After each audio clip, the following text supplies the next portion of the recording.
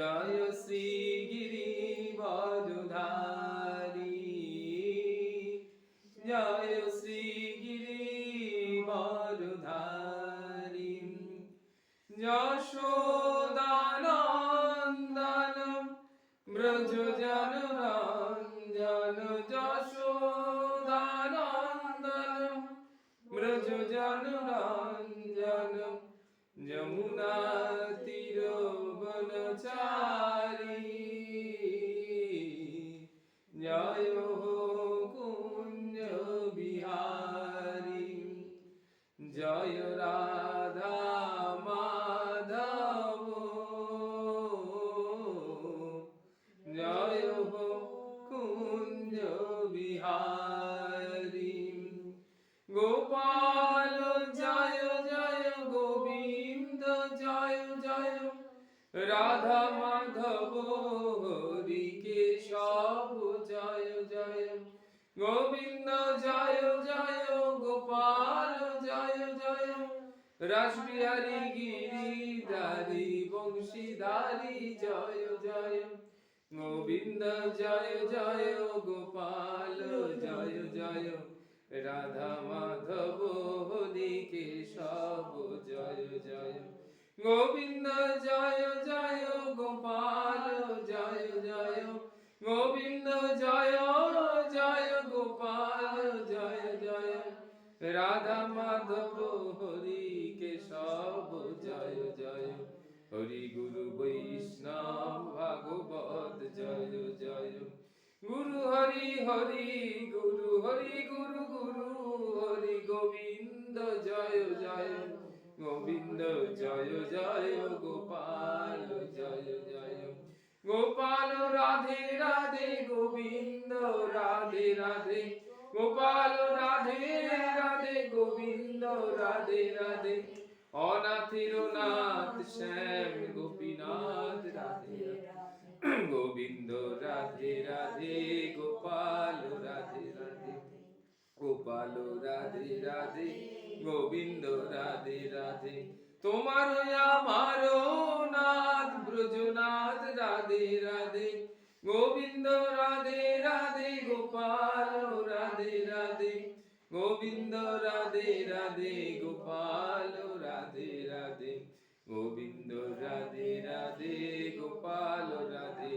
রাধে, ভগবান ভক্ত ভগবান রাধে রাধে, ভগবান ভক্ত ভগবান রাধে রাধে, গোবিন্দ রাধে রাধে, গোপাল রাধে রাধে, গোবিন্দ রাধে রাধে, গোপাল রাধে রাধে, সম্পদে বিপদে রাধে, শ্বাসে বিশ্বাসে রাধে, চলতে ফিরতে রাধে, শয়নে স্বপনে রাধে, জপে ধ্যানে রাধে রাধে, শরণে মননে রাধে, গোবিন্দ রাধে রাধে, গোপাল রাধে রাধে, তোমার আমার রাধে, গোবিন্দ রাধে রাধে, তোমার আমার রাধে, গোবিন্দ রাধে রাধে, গোবিন্দ রাধে রাধে, গোপাল রাধে রাধে, গোবিন্দ জয় জয়, গোপাল জয় জয়, রাধা মাধব হরি কেশব জয় জয়, গোবিন্দ জয় জয়, গোপাল জয় জয়, গোবিন্দ জয় জয়, গোপাল জয় জয়, হরে মুরারে হরি কেশব জয় জয়, জনার্দন জয় জয়, মধুসূদন জয়, নৃসিংহ মুরারি কেশব জয় জয়, পার্থ সারথি জয়, গীতা প্রবচনকারী, গোবিন্দ জয় জয়, গোপাল জয় জয়, গোবিন্দ জয় জয়, গোপাল জয় জয়, জয় রাধা মাধব, জয় কুঞ্জ বিহারী। আমরা অনেকদিন পরে আবার নারদীয় ভক্তি সূত্র নিয়ে একটু অনুধ্যান করবার জন্য যত্নশীল হলাম ভগবান শ্রী গোবিন্দের অসীম অনুকম্পায়। তো আমরা সেখানে আমরা দেখছি যে আমাদের গত 21শে অক্টোবর আমাদের প্রথম এই নারদীয় সূত্রের যে লাস্ট ক্লাসটা হয়েছে সেটা হচ্ছে 21শে অক্টোবর ছিল। সেই 21শে অক্টোবরের পর আমরা দেবত্বের সন্ধান নিয়ে অনুধ্যান করছিলাম। আজকের আবার তারপরের দিন আমরা আজকের এসে অনুধ্যান করব, সেটা হচ্ছে আমাদের নারদীয় ভক্তি সূত্র। নারদীয় ভক্তি সূত্রের এটা হচ্ছে 76 নম্বর সূত্র। সেখানে কি বলতে পেয়েছো? 76 নম্বর আসলে আমি তখন জ্বর হয়েছিল, হ্যাঁ আমার ওই মানে 59 পর্যন্ত। আচ্ছা, তাহলে আর বেশি হয়নি। তাহলে 164 পৃষ্ঠা। হ্যাঁ সেই 164 পৃষ্ঠা। হ্যাঁ হ্যাঁ ভক্তি শাস্ত্রাণি মনোনীয়ানি তদ্বর্ধকো কর্মাণি অপি করণীয়ানি। দুটি কথা বলা হয়েছে। একটি কথা কি মনোনীয়ানি, আর একটি হচ্ছে করণীয়ানি। মনোনীয়ানি মানে মনন করতে হয়, আর করণীয়ানি মানে করতে হয়। তাহলে কি কি? ভক্তি শাস্ত্রাণি মনোনীয়ানি, ভক্তি শাস্ত্র আছে সেইগুলোকে পাঠ করতে হবে। ভক্তি শাস্ত্র, ভক্তি বিষয়ক যে সমস্ত গ্রন্থাদি আছে সেইগুলোকে সব পাঠ করতে হবে। স্বাধ্যায়, সেগুলোকে পড়াশোনা করতে হবে, আস্বাদন করতে হবে, তার মর্মার্থ উপলব্ধি করতে হবে সেরকম। আর তা নিয়ে মনন করতে হবে। মননের পর কি করতে হবে না, সেই সমস্ত কর্মের দ্বারা যার দ্বারা ভক্তির উদ্দীপন হয়, প্রেমের উদ্দীপন হয়, ভাবের উদ্দীপন হয়, ভগবত প্রেম উদ্দীপন হচ্ছে, সেই সমস্ত কর্মের অনুষ্ঠান হওয়া প্রয়োজন। 164 পেজ। আচ্ছা 164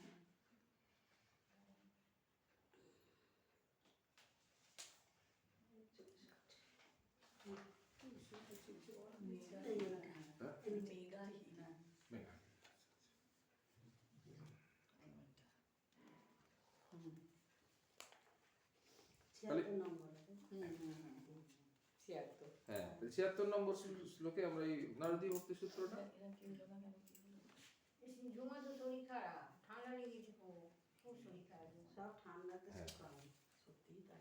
তাহলে ভক্তি বিষয়ক শাস্ত্র পাঠ করা আর তা নিয়ে মনন করা। যে সমস্ত কর্মের দ্বারা ভক্তির উদ্দীপন হয় সেই সমস্ত কর্মের অনুষ্ঠান করা প্রয়োজন। এটা 76 নম্বর শ্লোক। চিত্তন পাঠ পাওয়া গেছে? এই সূত্রে যে সমস্ত গ্রন্থে ভক্তি শিক্ষা দেওয়া হয়েছে সেই সব গ্রন্থের অধ্যয়ন এবং গ্রন্থের বিষয় সম্বন্ধে আলোচনা এবং চিন্তা করার জন্য বলেছেন। ব্যাখ্যাতে কি বলা হচ্ছে যে এই সূত্রে যে সমস্ত গ্রন্থে ভক্তি শিক্ষা দেওয়া হয়েছে, যে সমস্ত গ্রন্থে ভক্তির কথা বলা হয়েছে সেই সব গ্রন্থের অধ্যয়ন এবং গ্রন্থের বিষয় আলোচনা ও চিন্তা করা উচিত। 164 পৃষ্ঠা। আলোচনার অর্থ শুষ্ক তর্ক নয়। এখানে বলছে আলোচনার অর্থ মানে হচ্ছে যে আমরা শুষ্ক তর্ক করব, আমি জানি, আমি ওটা জানি, সেটা না। তাহলে কি, গ্রন্থ বলতেও সব ধরনের গ্রন্থ নয়। কি গ্রন্থ পড়ার কথা বলা হলো না, ভক্তি বিষয়ক শাস্ত্র গ্রন্থ, যা ভক্তি বর্ধক, যা আমাদের মধ্যে ভক্তির সঞ্চার করবে, যা আমাদের মধ্যে প্রেমের সঞ্চার করবে, বিশ্বাসের সঞ্চার করবে, শরণাগতির সঞ্চার করবে, ব্যাকুলতার সঞ্চার করবে। যে সমস্ত গ্রন্থাবলী আমরা যত অধ্যয়ন করব বা সেই সমস্ত গ্রন্থ থেকে কেউ পাঠ করছে সেটা আমরা যতটা শুনবো, শোনার ফলে কি হবে বলছে কি, ভগবান বলেছেন না যে মদ্গতেন অন্তরাত্মনা, যখন আমার মধ্যে চিত্ত তার একদম মগ্ন হয়ে যাবে। তো এইটা যখন যেরকম ভাবে হওয়ার, সেটা ওই ভক্তি বিষয়ক গ্রন্থ থেকে, প্রেম বিষয়ক গ্রন্থ থেকে, লীলা বিষয়ক গ্রন্থ থেকে সম্ভব হবে। তাই বললো যে গ্রন্থ যে কোনো গ্রন্থ নয়। কিরকম গ্রন্থ? ভক্তি বিষয়ক শাস্ত্র গ্রন্থ। ভক্তি মার্গের অনুসরণকারী বিশেষভাবে জ্ঞানযোগ সম্বন্ধে যেন আলোচনা না করে বা ওই বিষয়ে শাস্ত্রাদি অধ্যয়ন না করে। এটা জ্ঞানযোগ নয়, এটা তো ভক্তিযোগ।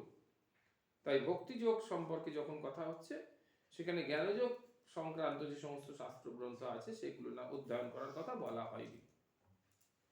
সেক্ষেত্রে ভক্তের, মহারাজ কি বলছেন না, সেক্ষেত্রে ভক্তের ভুল পথে পরিচালিত বা বিভ্রান্ত হওয়ার আশঙ্কা থাকে। যদি আমরা ভক্তি যোগ অবলম্বন করার ফলে এগোচ্ছিলাম, আবার যদি জ্ঞান যোগ অবলম্বন করি, তাহলে সেখানে কি হবে না ভুল পথে চালানোর সম্ভাবনা আছে।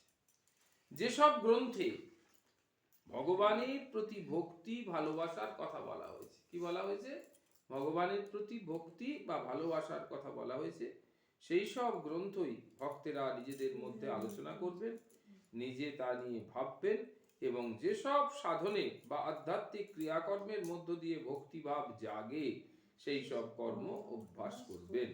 ভক্তির উদ্দীপনা হয় এমন সমস্ত অনুষ্ঠানই বিধেয়। কারণ ভগবান পরিষ্কার বলেছেন ভক্তা মাম অভিজানাতি, এটা কিন্তু একদম নেই। আমাকে একজন বৈষ্ণব, পরম বৈষ্ণব ভক্ত, তিনি আমাকে দেখিয়েছিলেন আর কি, যে তার যে ঠাকুমা ছিলেন আর কি, সেই ঠাকুমা, এটা হচ্ছে 165 পৃষ্ঠা, ঠাকুমা ছোটবেলায় তার গলায় একটা মাদুলি দিয়ে দিয়েছিলেন আর কি। হ্যাঁ, বলে দিয়েছিলেন যে বড় হয়ে যখন ও বুঝতে পারবে, মানে কথা বুঝতে পারবে, লেখা বুঝতে পারবে, তখন যেন মাদুলিটা খুলে দেখে আর কি কি আছে, তার আগে যেন না খোলা। তো ওই বৈষ্ণব সাধক আর কি আমাকে তখন দেখালেন আর কি, যে একটা কাগজে খুব সুন্দর করে লেখা আছে ওই ভক্তা মাম অভিজানাতি, এই কথাটা ওই মাদুলিতে কাগজেরটা করে ওই মাদুলির মধ্যে রেখে দিয়েছিলেন, যে ও জানতে পারবে, ও যখন উপলব্ধি করতে পারবে, যখন ওর বয়স হবে উপলব্ধি করার মতো, তখন ও বুঝতে পারবে যে জ্ঞানের দ্বারা তাকে জানা যায় না, কর্মের দ্বারা, প্রেমের দ্বারা আমরা ভাবছি, কিন্তু তার আগে হচ্ছে কর্মের দ্বারা তাকে জানা যায় না, শুষ্ক তর্কের মাধ্যমে আমরা তাকে জানা যায় না। জানতে গেলে আমাদের কি করতে হবে, ভক্তির দ্বারা জানতে হবে। ভক্তা মাম অভিজানাতি, ভ কয়তয় জপালা আকার, ভক্তির দ্বারা। হ্যাঁ, তাহলে ভগবান বলেছেন ভক্তির দ্বারাই আমাকে জানতে পারবে। ভক্তি স্ত্রীলিঙ্গ, তাই তো? হ্যাঁ। ভক্তা পুল্লিঙ্গ না, ভক্তির দ্বারা, ভক্তা মানে এখানে লিঙ্গ নয়, ভক্তা মানে হচ্ছে ভক্তির দ্বারা। ভক্তা মাম অভিজানাতি, ভগবান নিজে বলছেন, তখন কি বলছে যে ভক্তা মাম অভিজানাতি মানে ভক্তির দ্বারাই আমাকে জানা যায়। তাহলে সেই ভক্তিটাই হচ্ছে আমাদের জীবনের বৈশিষ্ট্য। তো যদি বৈশিষ্ট্য এটা হয় যে ভক্তির দ্বারাই ভগবানকে জানা যায়, তাহলে কি আমরা যদি মনে করি যে অধীত বিদ্যা, আমরা যে পড়াশোনা করেছি সেই সমস্ত পড়াশোনা থেকে এরকম, ঠাকুর বলতেন যে কখনো কখনো গ্রন্থটা গ্রন্থি হয়ে যাবে, গ্রন্থি মানে বন্ধন, যেগুলো আমরা যে গ্রন্থি করি না, এই যে রক্ত আমাদের বিপত্তারিণীর ডোর, তাতে যে গ্রন্থি দিই, 13খানা গ্রন্থি, গ্রন্থি মানে তো বন্ধন, ওষুধগুলোকে বন্ধন করে রেখে দিয়েছে, সেরকম করে গ্রন্থ হচ্ছে গ্রন্থি। অনেকে বলে না, আমাদের বাড়িতে যাবে দেখবে প্রচুর বই আর কি, প্রচুর বই, তাই প্রচুর বইটা কি বন্ধন করে রেখেছে, মানে অহংকারের বন্ধন, যেটা জ্ঞানের অহংকার, আমার প্রচুর জ্ঞান, কিন্তু জ্ঞানের, সেই জ্ঞানের দ্বারা ঈশ্বর লাভ হবে না। যে জ্ঞানের দ্বারা ভগবানকে জানা যায়, ঠাকুর বললেন সেটাই হলো জ্ঞান।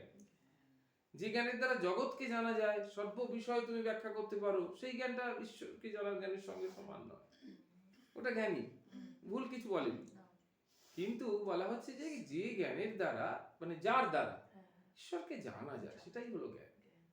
যার দ্বারা ঈশ্বরকে উপলব্ধি করা যায়, ঈশ্বর আছেন সেটা অনুভব করা যায়, এবং সেই পথ ধরে এগুলে একদিন ঈশ্বরকে সাক্ষাৎ করা যায়, ঈশ্বরকে দেখা যায়, ঈশ্বরের সাথে আলাপ পরিচয় করা যায়, কথা বলা যায়, সেটার নাম হচ্ছে জ্ঞান। তারপরটা হচ্ছে বিজ্ঞান।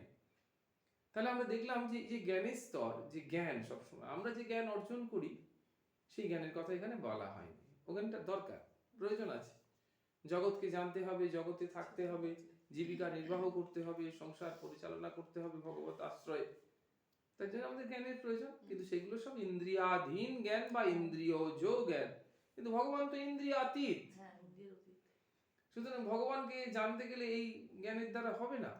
সেই জন্য বেদান্তের একটি খুব বিখ্যাত শ্লোক আছে, সবসময় এটা মনে রাখতে হবে, ভাবটা, শ্লোকটা মনে না রাখা যায়, বলছে ন অয়মাত্মা প্রবচনে ন লভ্য ন মেধয়া ন বহুনা শ্রুতে ন, বলছে কি ন অয়মাত্মা প্রবচনে ন লভ্য, এই যে প্রবচন, আমরা যে কথাবার্তা বলছি, আলোচনা করছি, এর দ্বারা ওই আত্মা মানে সেই পরমাত্মা, সেই সচ্চিদানন্দ ব্রহ্ম, তিনি লভ্য হন না, পাওয়া যায় না তাকে। বুঝছেন, ন অয়মাত্মা প্রবচনে ন লভ্য ন মেধয়া, যদি তোমার খুব বুদ্ধি থাকে, বিরাট ইন্টেলেকচুয়াল, তুমি বিরাট বুদ্ধি সম্পন্ন, তাতেও হবে না, ন মেধয়া ন বহুনা শ্রুতে ন, মানে তুমি মনে করছো আমি 50 বছর 60 বছর 70 বছর ধরে ভাগবত শুনছি, গীতা শুনছি, যেখানেই ক্লাস হয় সেখানেই যাই, যেখানে ক্রিয়া কীর্তন হয় সেখানেই যাই, বড় বড় পণ্ডিত মহর্ষিদের ক্লাস শুনি, তাতেই যে তুমি ব্রহ্মকে জানতে পারবে তা নয়। তা তিনটে জিনিস, বড় বড় জিনিস, যেগুলো নিয়ে আমরা একটু সাধারণভাবে হলেও একটু অহংকার করি। একদম। হ্যাঁ, যে আমি কতদিন ধরে বলছি জানো ভাগবত, কতদিন বলছি, 30 বছর ভাগবত বলছি। কিন্তু ওখানে বেদান্ত বললো যে 30 বছর ভাগবত বলতে পারো, তুমি 30 বছর বলতে পারো, কেউ 100 বছর ভাগবত বলতে পারে, কেউ 80 বছর ভাগবত বলতে পারে, কিন্তু বললো যে ন অয়মাত্মা প্রবচনে ন লভ্য। ওই প্রবচনের উপর নির্ভর করে যদি তুমি ভাবো যে আমি ব্রহ্মকে লাভ করব, আত্মতত্ত্ব উপলব্ধি করতে পারবো, তা না। ভগবত কৃপা হলে হবে, কিন্তু না হলে হবে না। তাহলে ন প্রবচনে ন লভ্য ন মেধয়া, তোমার বিরাট বুদ্ধি, সংসারের যাবতীয় সমস্ত কর্ম একদম সুন্দরভাবে তুমি সম্পন্ন করতে পারো, হ্যাঁ, এবং যে যা প্রশ্ন করে তুমি উত্তর দিতে পারো সবকিছু, তার মানেই যে তুমি ব্রহ্ম লাভ করতে পারবে তা নয়। ন মেধয়া না বহু না শ্রুতে ন, তুমি দীর্ঘদিন ধরে শুনছো তার মানেই যে তুমি পাবে তা না। তাহলে কি হবে? দ্বিতীয় লাইনে বললো জমে বৈশ্য বৃণুতে তেন লভ্য, অর্থাৎ আত্মা যাকে চিহ্নিত করে, আত্মা যাকে নির্বাচিত করে, কেবলমাত্র সেই তাকে লাভ করতে পারে, সেই তাকে লাভ করতে পারে। এইরকম ব্যাপার আছে। তার মানে এই বলছে কি, যেমন শিব মহাদেব পার্বতী মাকে বলছেন, পার্বতী মা বলছে কিরকম আত্মা যাকে এ করতে পারে, মানে ওটা কি বলছে শিব মানে পার্বতী মার সঙ্গে কথা হচ্ছে, পার্বতী মা বলছে যে এত লোক নাম করে, নামের মাধ্যমে তো উদ্ধার হয়ে যাবে সমস্ত, বলছে এত লোক, বলছে এটা কি করে সম্ভব হচ্ছে এত লোক, বলছে তার ইচ্ছা ছাড়া কেউ নাম করতে পারে না। তাহলে কেউ নাম করছে মানে তার ইচ্ছা হচ্ছে। কি রকম ইচ্ছা হচ্ছে? যে ও নাম করুক, আমি ওর মুখ থেকে নামটা শুনবো, ও নাম করুক, যার ফলে ওর কৃতকর্মের পাপ সমস্ত বিনাশ প্রাপ্ত হবে। তাহলে ভগবানের কাছে হয় অহেতুক কৃপাবশত তিনি এরকম করছে, আমাদের জিহ্বাতে নামকে অধিষ্ঠান করে দিয়েছেন, অথবা আমাদের প্রার্থনার ডাকে তিনি সাড়া দিয়েছেন। আমরা প্রার্থনা করছি, প্রভু আমি তো প্রচুর পাপ করেছি, আমার কি করে কি উদ্ধার হবে? উনি তো সরাসরি কোনো ব্যবস্থা করতে পারছেন না।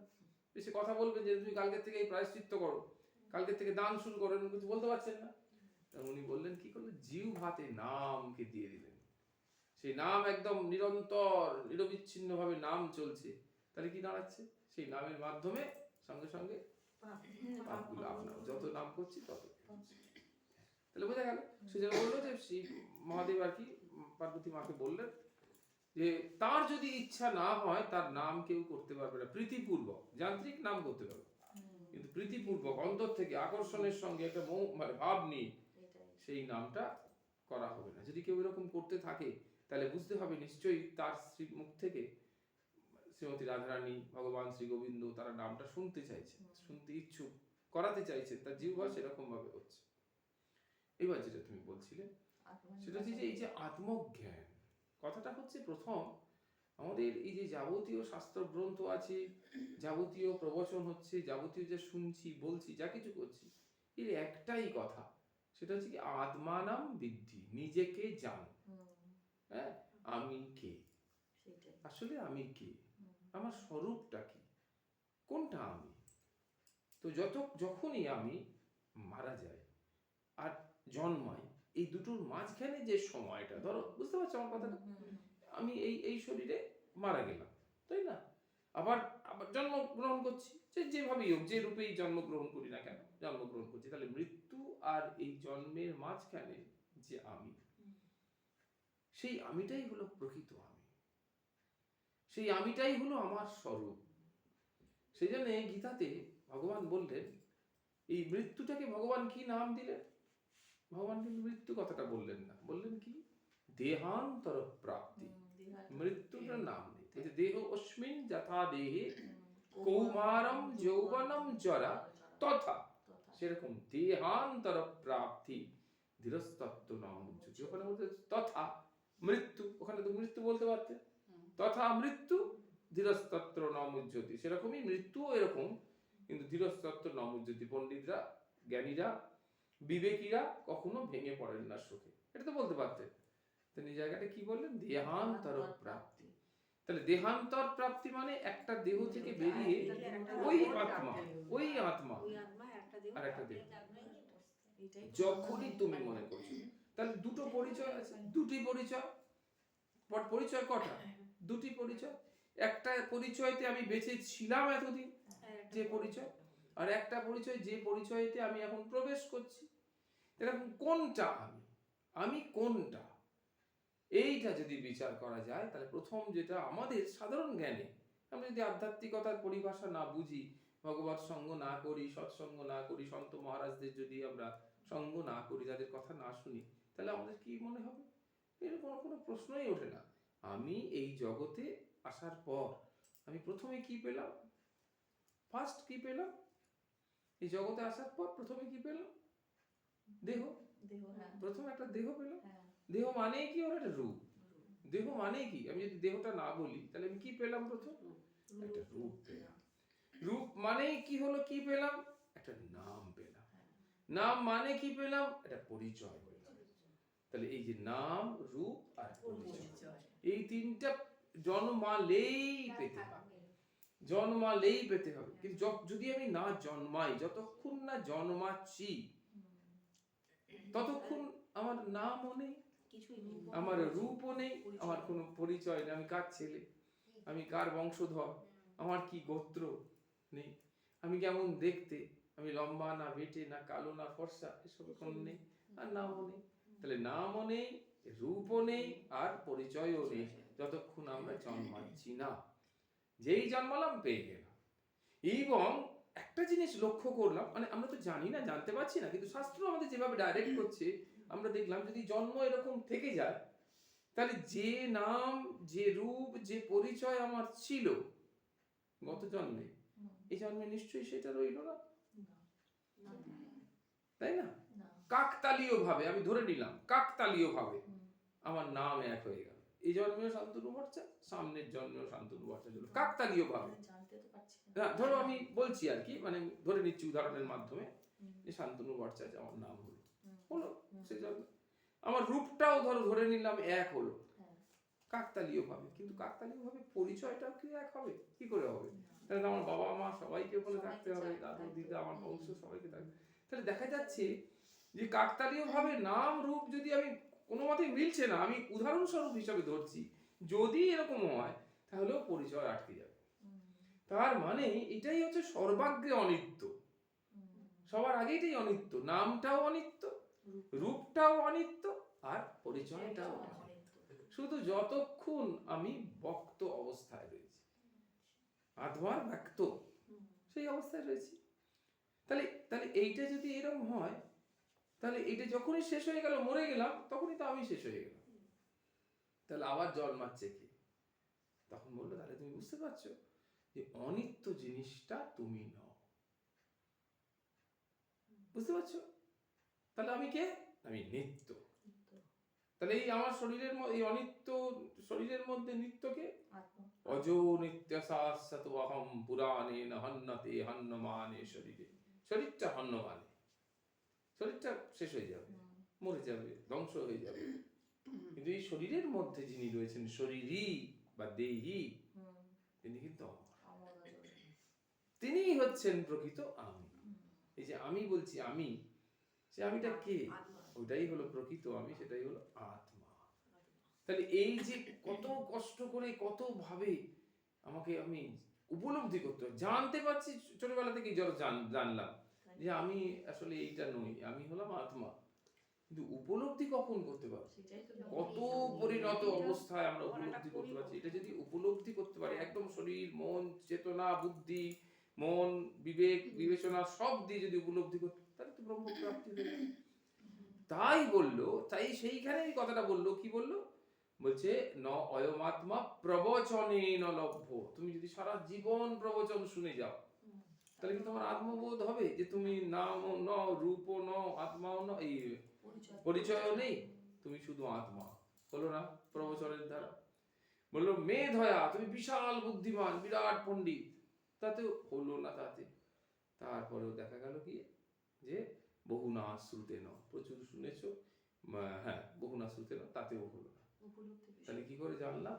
যে জমে বৈশ্ব বৃণুতে তেন লভ্য। আত্মা যাকে নির্বাচন করেন, আত্মা যাকে বলেন, যে ও আমার কথা উপলব্ধি করতে পারবে, তাহলে হয়ে যাবে। সেটা 100তে কজনের হয়?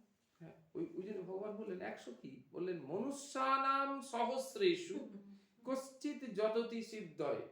হাজার হাজার মানুষের মধ্যে কেউ কেউ যত্নবান হয় এটা জানার জন্য, উপলব্ধি করার জন্য, সাধনা করার জন্য।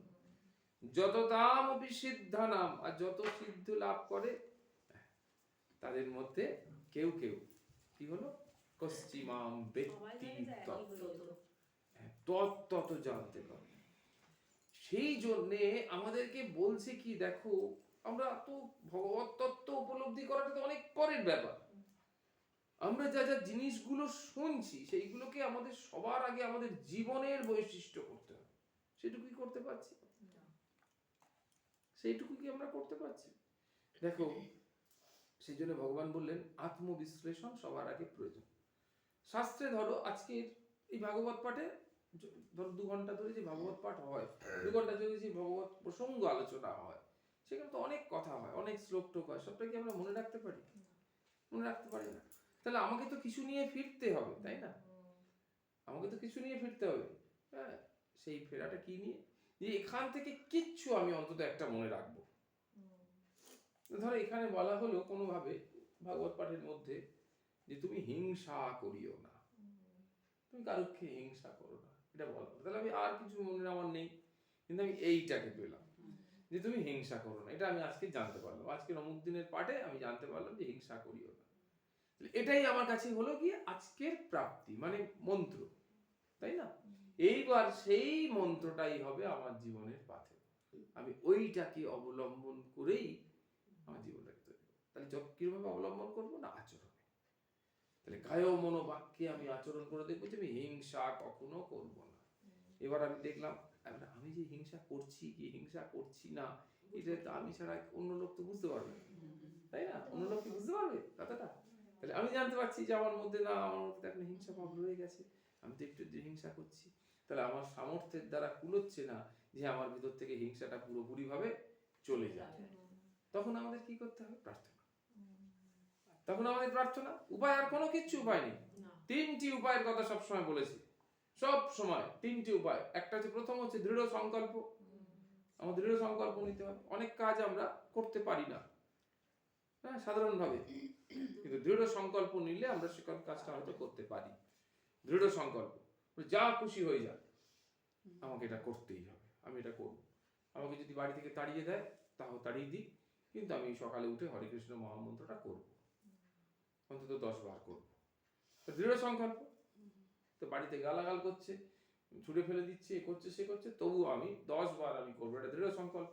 তাহলে 3টে জিনিসের প্রথম জিনিসটা হলো কি দৃঢ় সংকল্প, দ্বিতীয় হলো নাম।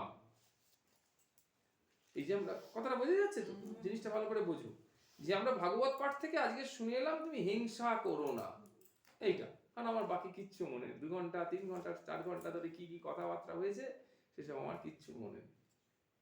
তাহলে আমার মনে আছে কি, শুধু বলেছে হিংসা করো না, মিথ্যা বলিও না, কারোর কোনো জিনিস চুরি করিও না, পরের জিনিসে লোভ দিও না, এরকম যে কোনো একটা জিনিস তোমাকে বলেছে, বুঝতে পারছো? সেই জিনিসটা আমার মনে আছে। আর বাকি যে কত পাঠে তো কত কথা হয় সেগুলো আর আমার মনে নেই, ওটাকে আমি পাগড়ে ধরেছি। এবার আমি একদম ঠিক করেছি যে আমি দেখি প্রত্যেক দিন, আমি সারা দিন বিচার বিবেচনা করে দেখবো যে আজকের দিন আমি এটা পালন করবো, তাহলে আমি হিংসা করব না। এইবার দেখা যাচ্ছে যে ও বাবা, কোনো না কোনো ভাবে আমার যেন হিংসা করতে হচ্ছে। ভগবান বলছেন, ভগবানের সাথে অর্জুনের কথাবার্তা হচ্ছে, কি কথাবার্তা হচ্ছে? ভগবান অর্জুন বলছেন, বলছে অত কেন প্রযুক্ত অয়ম পাপং চরতি পুরুষ অনিচ্ছানপি বাসনেয় বলাদিপ নিয়োজিত। এমন কে আছে তুমি বলতে পারো? অনিচ্ছানপি, আমার মধ্যে ইচ্ছা জাগছে না ওটা করা, আমার মধ্যে কামনা জাগছে না, আমার মধ্যে ক্রোধ জাগছে না, তথাপি কেউ এমন আছে যে আমাকে দিয়ে বাধ্য করে আমাকে ক্রোধী করছে, কেউ আমাকে বাধ্য করে কামী করছে, মানে কামনা বাসনার দ্বারা জর্জরিত হচ্ছে, অথবা ক্রোধের দ্বারা। ভগবান বললেন একদম ঠিক বলেছো, তুমি কিছু ভুল বলো নি তো। কিন্তু কে সেটা বলছে? কাম এসো, ক্রোধ এসো, রজগুণ সমগ্র। রজগুণ থেকে উৎপন্ন কাম আর ক্রোধ, এরাই আমাকে তাড়িত করে ওই কুপথে চালিত করছে। তাহলে আমাদের বক্তব্যটা কি ছিল? কি বক্তব্য? যে আমাদের কি, আমি যখন দেখছি যে ওই যে হিংসা করতে বারণ করেছে, ওখানে আমি শুনে এসেছি, ওটাই তো আমার প্রাপ্তি, তাই না? যে ভাগবত পাঠ করে আমি কি রোজগার করলাম, কি অর্জন পেলাম, যে হিংসা করো না, ব্যাস। তো এইবার আমি সারা দিন ধরে বিচার বিবেচনা করে দেখলাম যে না, আমি হিংসা থেকে কিছুতেই বেরিয়ে আসতে পারছি না, কোনোভাবে আমার হিংসা এসে যাচ্ছে। তখন পথ কি? হ্যাঁ, না, প্রথম হচ্ছে সংকল্প।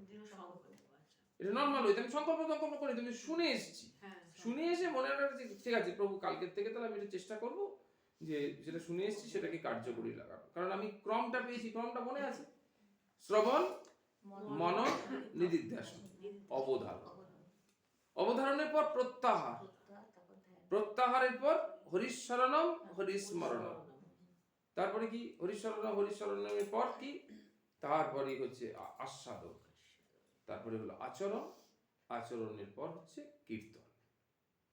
আচরণের পর আরেকটা স্টেপও আছে, সেটা হচ্ছে যন্ত্রীভাব, যন্ত্রভাব, যে আমরা তার যন্ত্র, তিনি হলেন যন্ত্রী, যন্ত্রভাব। তারপরে হচ্ছে আচরণ। তাহলে আচরণটা তো আছে, আচরণের পর এই আচরণের পর হচ্ছে যন্ত্রভাব, আচরণ, তার যন্ত্রভাব, তারপরে কীর্তন। তাহলে আচরণটা না করলে তো আমি কীর্তনের পর্যায়ে যেতে পারছি না। কীর্তন মানে বলা, যে কাউকে বলা, জানো তো তুমি পারছো না, তো তুমি দেখো, আমি তোমাকে বলছি, আমি নিজের জীবন দিয়ে করে দেখেছি, তুমি একদম দেখো, 3টে জিনিস তুমি করে দেখো। তাহলে প্রথম কি বুঝতে পারছো? প্রথম হচ্ছে সংকল্প, দৃঢ় সংকল্প, যে না, আমি যা খুশি হয়ে যাক, আমি আর অন্য কিছু না, আমি যত খারাপ হই, যা কিছু করি, কিন্তু আমি যখন শুনে এসছি আমি হিংসা করবো, আমি চুরি করবো তাও ভালো, হ্যাঁ, কিন্তু আমি হিংসা করবো না, ওইটাই আমার পাথে একটাকে অবলম্বন করে। তাহলে প্রথম হচ্ছে দৃঢ় সংকল্প। দ্বিতীয় দেখা গেল যে না, দৃঢ় সংকল্প নিয়েও হচ্ছে, বাইরে হচ্ছে না, কিন্তু মনের মধ্যে চলছে, মনের মধ্যে হিংসা এসে যাচ্ছে, তখন কি করবো? তখন সংকল্প করলে তারপর সংকল্পটা যদি ভেঙে যায়, মানে হয়তো করতে পারা গেল না, আমি তো হয়ই, তাহলে কি তখন কি হবে? বলছি সংকল্প ভেঙে গেলে ঘটনাটা হচ্ছে, দেখো আমাদের সবসময় একটা মনের প্রশ্ন হচ্ছে যে পাপ আর পুণ্য, আমরা কিন্তু পাপ পুণ্যের দিকে যাচ্ছি না। কারণ কেন যাচ্ছি না, কেন যাচ্ছি না সেটাও জানতে হবে তো, সেটাও তো প্রশ্ন, যে কেন পাপ পুণ্যের দিকে যাবো না কেন? তার কারণ দেখা যায় না তো, পাপ বা পুণ্যকে তো দেখা যায় না, যেটা দেখা যায় না সেটা নিয়ে আমার অত চিন্তা না, সেটা নিয়ে চিন্তা নেই, কিন্তু মনের মধ্যে তো হবে যে এটা কি ভুল, সেটা পরে আসছে। আমি বলছি কি, যে আমি যে আমাদের মনে প্রশ্ন, যদি আমার এরকম সংকল্পটা ভেঙে যায় তাহলে কি হবে? এই যে প্রশ্নটা করছো যে কি হবে, কি হবে মানে তো অপশন দুটো, আমার কি পুণ্য হবে, না আমার পাপ হবে, না আমার কি অপরাধ হবে, না এটাই তো প্রশ্ন, কি হবে পরে তো প্রশ্ন, সেই অপরাধ মানেই তো পাপ, তাই না? তাহলে আমার এই বক্তব্যটা কি দাঁড়ালো? তখন দাঁড়ালো যে আমরা তো পাপ পুণ্যকে দেখতে পাই না, তাহলে আমার কনক্লুশনটা কি, উপসংহারটা কি, যে আমার ভাগবত থেকে আমরা যা শিক্ষা পেলাম, যে শিক্ষাটা আজকের ভাগবত থেকে আমরা পেলাম, সেটা আলটিমেট আমি পালন করতে পারলাম। তাই কি জিনিসটা বোঝা যাচ্ছে? এটা ভাব, একটাই তো 2 ঘন্টায় তো আরো অনেক শিক্ষা দেওয়া হয়েছে, ধরো 10টা শিক্ষা দেওয়া আছে, কিন্তু আমি তো ওটা মনে রাখতে পারিনি, আমি এইটা পেয়েছিলাম, আমি এইটাকে ধরে রাখতে পারি, তাহলে আমি পরাজয় হচ্ছে, কিন্তু আমি পরাজয়টা মানবো না, যদি মানতে না চাই, তাহলে আমার প্রথম কি করতে হবে? দৃঢ় সংকল্প। দৃঢ় সংকল্প নিয়েও হলো না, সেই হিংসা মনের মধ্যে চলে আসছে, তখন কি হলো? নামকে আশ্রয় করো, যে প্রভু আমি নাম করো, কৃষ্ণ কৃষ্ণ কৃষ্ণ কৃষ্ণ, রাধা রাধা রাধা রাধা রাধা, যে নাম করে যাচ্ছি, কিন্তু হিংসাটাও প্যারালালি চলতে থাকছে, হিংসাটা কিন্তু থেকে যাচ্ছে, নামও করছি আবার হিংসাও চলে আসছে, তখন প্রার্থনা, যে আমার সামর্থ্যে কুলোচ্ছে না, কিছুতেই আমার সামর্থ্য। তার মানে একটা জিনিস তুমি এখান থেকে কি বুঝতে পারলে? হ্যাঁ, আমাদের কিন্তু এই সমস্ত আলোচনার মাধ্যমে আমাদের জীবনটা কিন্তু শুধরে যেতে হবে। কেন জীবনটা শুধরানোর কথা বলছি? দেখো, এই যে আমরা এখানে যখন বসে আছি যারা, তারা তো প্রত্যেকে নিজেদের বাড়িতে চলে যাবে, নাকি সবাই এক জায়গায় থাকবো? আশ্রমিকরা কি হয়, মোটামুটি এক জায়গায় থাকে, তাই প্রত্যেকের আচরণটা মোটামুটি দেখতে পায়, মনটাকে দেখতে পায় না, কিন্তু বাইরের যে বহিরঙ্গের যে আচরণ সেটা তো দেখতে পায়, কে কি কি কথা বলছে। হ্যাঁ, ধরো আগের দিন গুরুদেব বললেন, এই তোমরা কেউ ক্রোধে উন্মত্ত হবে না, তো সবাই শুনলো, আশ্রমিক বালক যদি 30 জন থাকে বা বালিকা 30 জন থাকে, তারা শুনলো।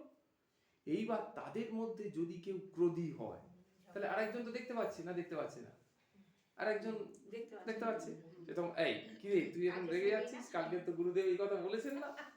হ্যাঁ? কিন্তু আমরা তো যে যার মতো বাড়ি চলে যাচ্ছি। কে কি করছে? বাড়ির লোক কি বলে জানো তো, বাড়ির লোক কি করে, বাড়ির লোকের তো তারা তো সবাই আসে না, যেমন তোমাদের বাড়ির লোক হুম, তখন কি বলে রেগে গিয়ে, ও ওখানে ভাগবত পাঠ শুনতে গিয়ে তাহলে কি হচ্ছে। আমি কিন্তু আশ্রমিক যে পরিবেশের কথাটা বললাম সবাই শ্রোতা, তাই তারা যেটা বলছে আর এই যে এইখানে যে বাড়ির লোক বলছে সেটা অন্য। বাড়ির লোক তার ভাগবতে যায়নি, সে তো আর শোনেনি যে কি কি বলেছে, তারা একটা বলছে যে তুমি তাহলে, আমি তো ভাগবতে যাই না, আমি তাই রেগে যাই, গালাগাল করি, উল্টো পাল্টা করি, কিন্তু তুমি তাহলে ভাগবতে গিয়ে তোমার কি পরিবর্তন হলো, তাই না? এই জায়গাটা তা আমাদের তাহলে কি করতে হবে, একটা কোন একটা শিক্ষাকে অবলম্বন করে একটা অবলম্বন করতে হবে। তাহলে আমি কোথায় যাবো? সবসময় মানুষ কি করতে হবে, একটা অবলম্বন খোঁজে। আচ্ছা স্বামী আমাকে এরকম করে, তাহলে আমি আর বেঁচে থেকে কি করবো, আমার আর বেঁচে থাকার দরকার নেই, আমি তাহলে মরে যাই। তখন না আমার ছেলেটা আছে, ওটাকে কে দেখবে, আর না আমার মেয়েটা আছে, মেয়েটাকে কে দেখবে। তারপর আমি আমার যে বাঁচাটা সেটা একটা অবলম্বনের উপর ভিত্তি করে, আহা আমার গোপালটা আছে, আমি যদি এরকম ভাবে মরে যাই তাহলে আমার গোপালটাকে কে দেখবে। হ্যাঁ, তাহলে আমার স্বামী আমার উপর যত অত্যাচার করছে করুক, আমার ছেলে যত গালাগাল করছে করুক, আমার অবলম্বন, তাহলে মানুষ যে বাঁচছে তার তো একটা অবলম্বনের প্রশ্ন, বোঝা যাচ্ছে? তাহলে সেই অবলম্বনটাকে পেতে গেলে আমাদের দেখা যাচ্ছে কি যে একটা নীতি বা শিক্ষাকে আমরা অবলম্বন করতে চাইছি, যে ভগবান এই কথাটা বলেছে। তাহলে দেখা যাচ্ছে কি যে এই শিক্ষা বা এই নীতিটাকে যদি অবলম্বন করতে পারি তাহলে আমার জীবনটা কি হলো, পরিবর্তিত হয়ে গেল, জীবনটা পরিবর্তিত হয়ে গেল। তাহলে এইবার দেখো তুমি যে রেগে, তোমাকে বলা হচ্ছে যে ক্রোধে উন্মত্ত হইও না, এটা ভাগবতে বলা হয়েছে। সেখানে যারা যারা উপস্থিত ছিল, তুমি যখন বাড়িতে ক্রোধে রেগে যাচ্ছ, তারা কি সেখানে আছে? তারা তো দেখতে পাচ্ছে না। তারা কি দেখতে পাচ্ছে? দেখতে পাচ্ছে না। কেউ তাহলে বলবার নেই, তাদের মধ্যে কেউ তোমাকে বলবার নেই যে তুমি এরকম রেগে গেছো, কালকে তো এরকম আলোচনা হয়েছিল যে উন্মত্ত হয় না, তো বলবার নেই। কিন্তু আমাদের ভেতরের যে শুদ্ধ বিবেক সে যেন বলে এইটা তুমি কালকে শুনে এসছো, আজকের এটা পালন করতে পারোনি, তার মানে ওই কথাটি শ্রবণ হয়েছে না, বেকার হয়নি, শ্রবণ হয়েছে, কিন্তু আচরণে গিয়ে পৌঁছতে পারে। এই যে ক্রমটা, শ্রবণ, মনন, নিদিধ্যাসন, প্রত্যাহার, হ্যাঁ, তারপরে হরিস্মরণম, হরিস্মরণম, তারপরে আস্বাদন, তারপরে আচরণ, গিয়ে আচরণে গিয়ে পৌঁছতে পারে। তাহলে শুরু হচ্ছে কোথায়, শ্রবণ দিয়ে, আমি শ্রবণ করেছি কোনো অসুবিধা নেই, মনন হয়তো করেছি, কিন্তু যখনই আচরণে গিয়ে আমরা পরাস্ত হয়ে গেলাম, সঙ্গে সঙ্গে আমার শুদ্ধ বিবেক আমাকে বলে দিল যে না এটা তো হয়নি, তুমি তো পারোনি, তাই না? তাহলে আমাদের কি করতে হবে, তখন তিনটি পথ অবলম্বন করতে হবে। একটা হলো দৃঢ় সংকল্প, যে না আমি কোনো মতেই, যে আমাকে যদি লোক চড় মেরে যায় বাড়িতে, আমি রাগ হব না, কারণ আমি শুনে এসেছি ওখানে রাখতে বারণ করেছে। এইবার এই সবের মধ্য দিয়ে আমাদের যে ভাগবতী ভাব সেটা বিকশিত হবে।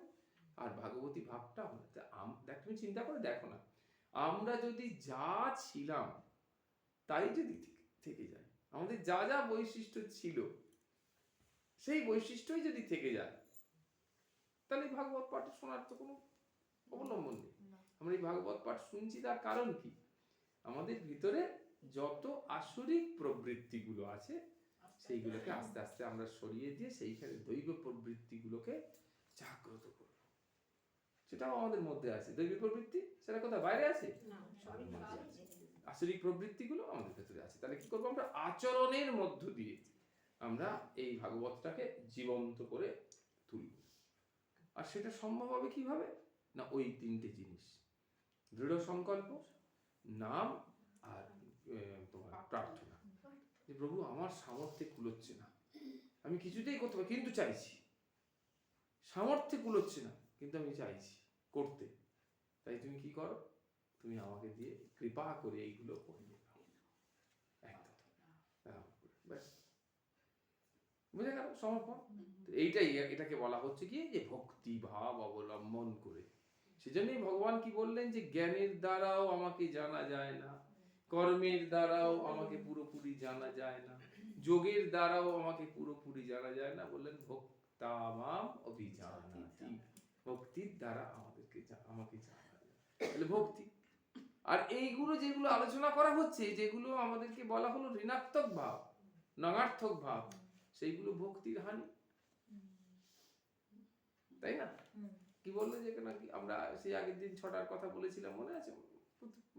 প্রায় সময় আলোচনা হয়, অত্যাহারো প্রয়াসশ্চ প্রজল্প নিয়মাগ্রহ জনসংগস্য লৌলম চ সরভি ভক্তি বিনশ্যতি।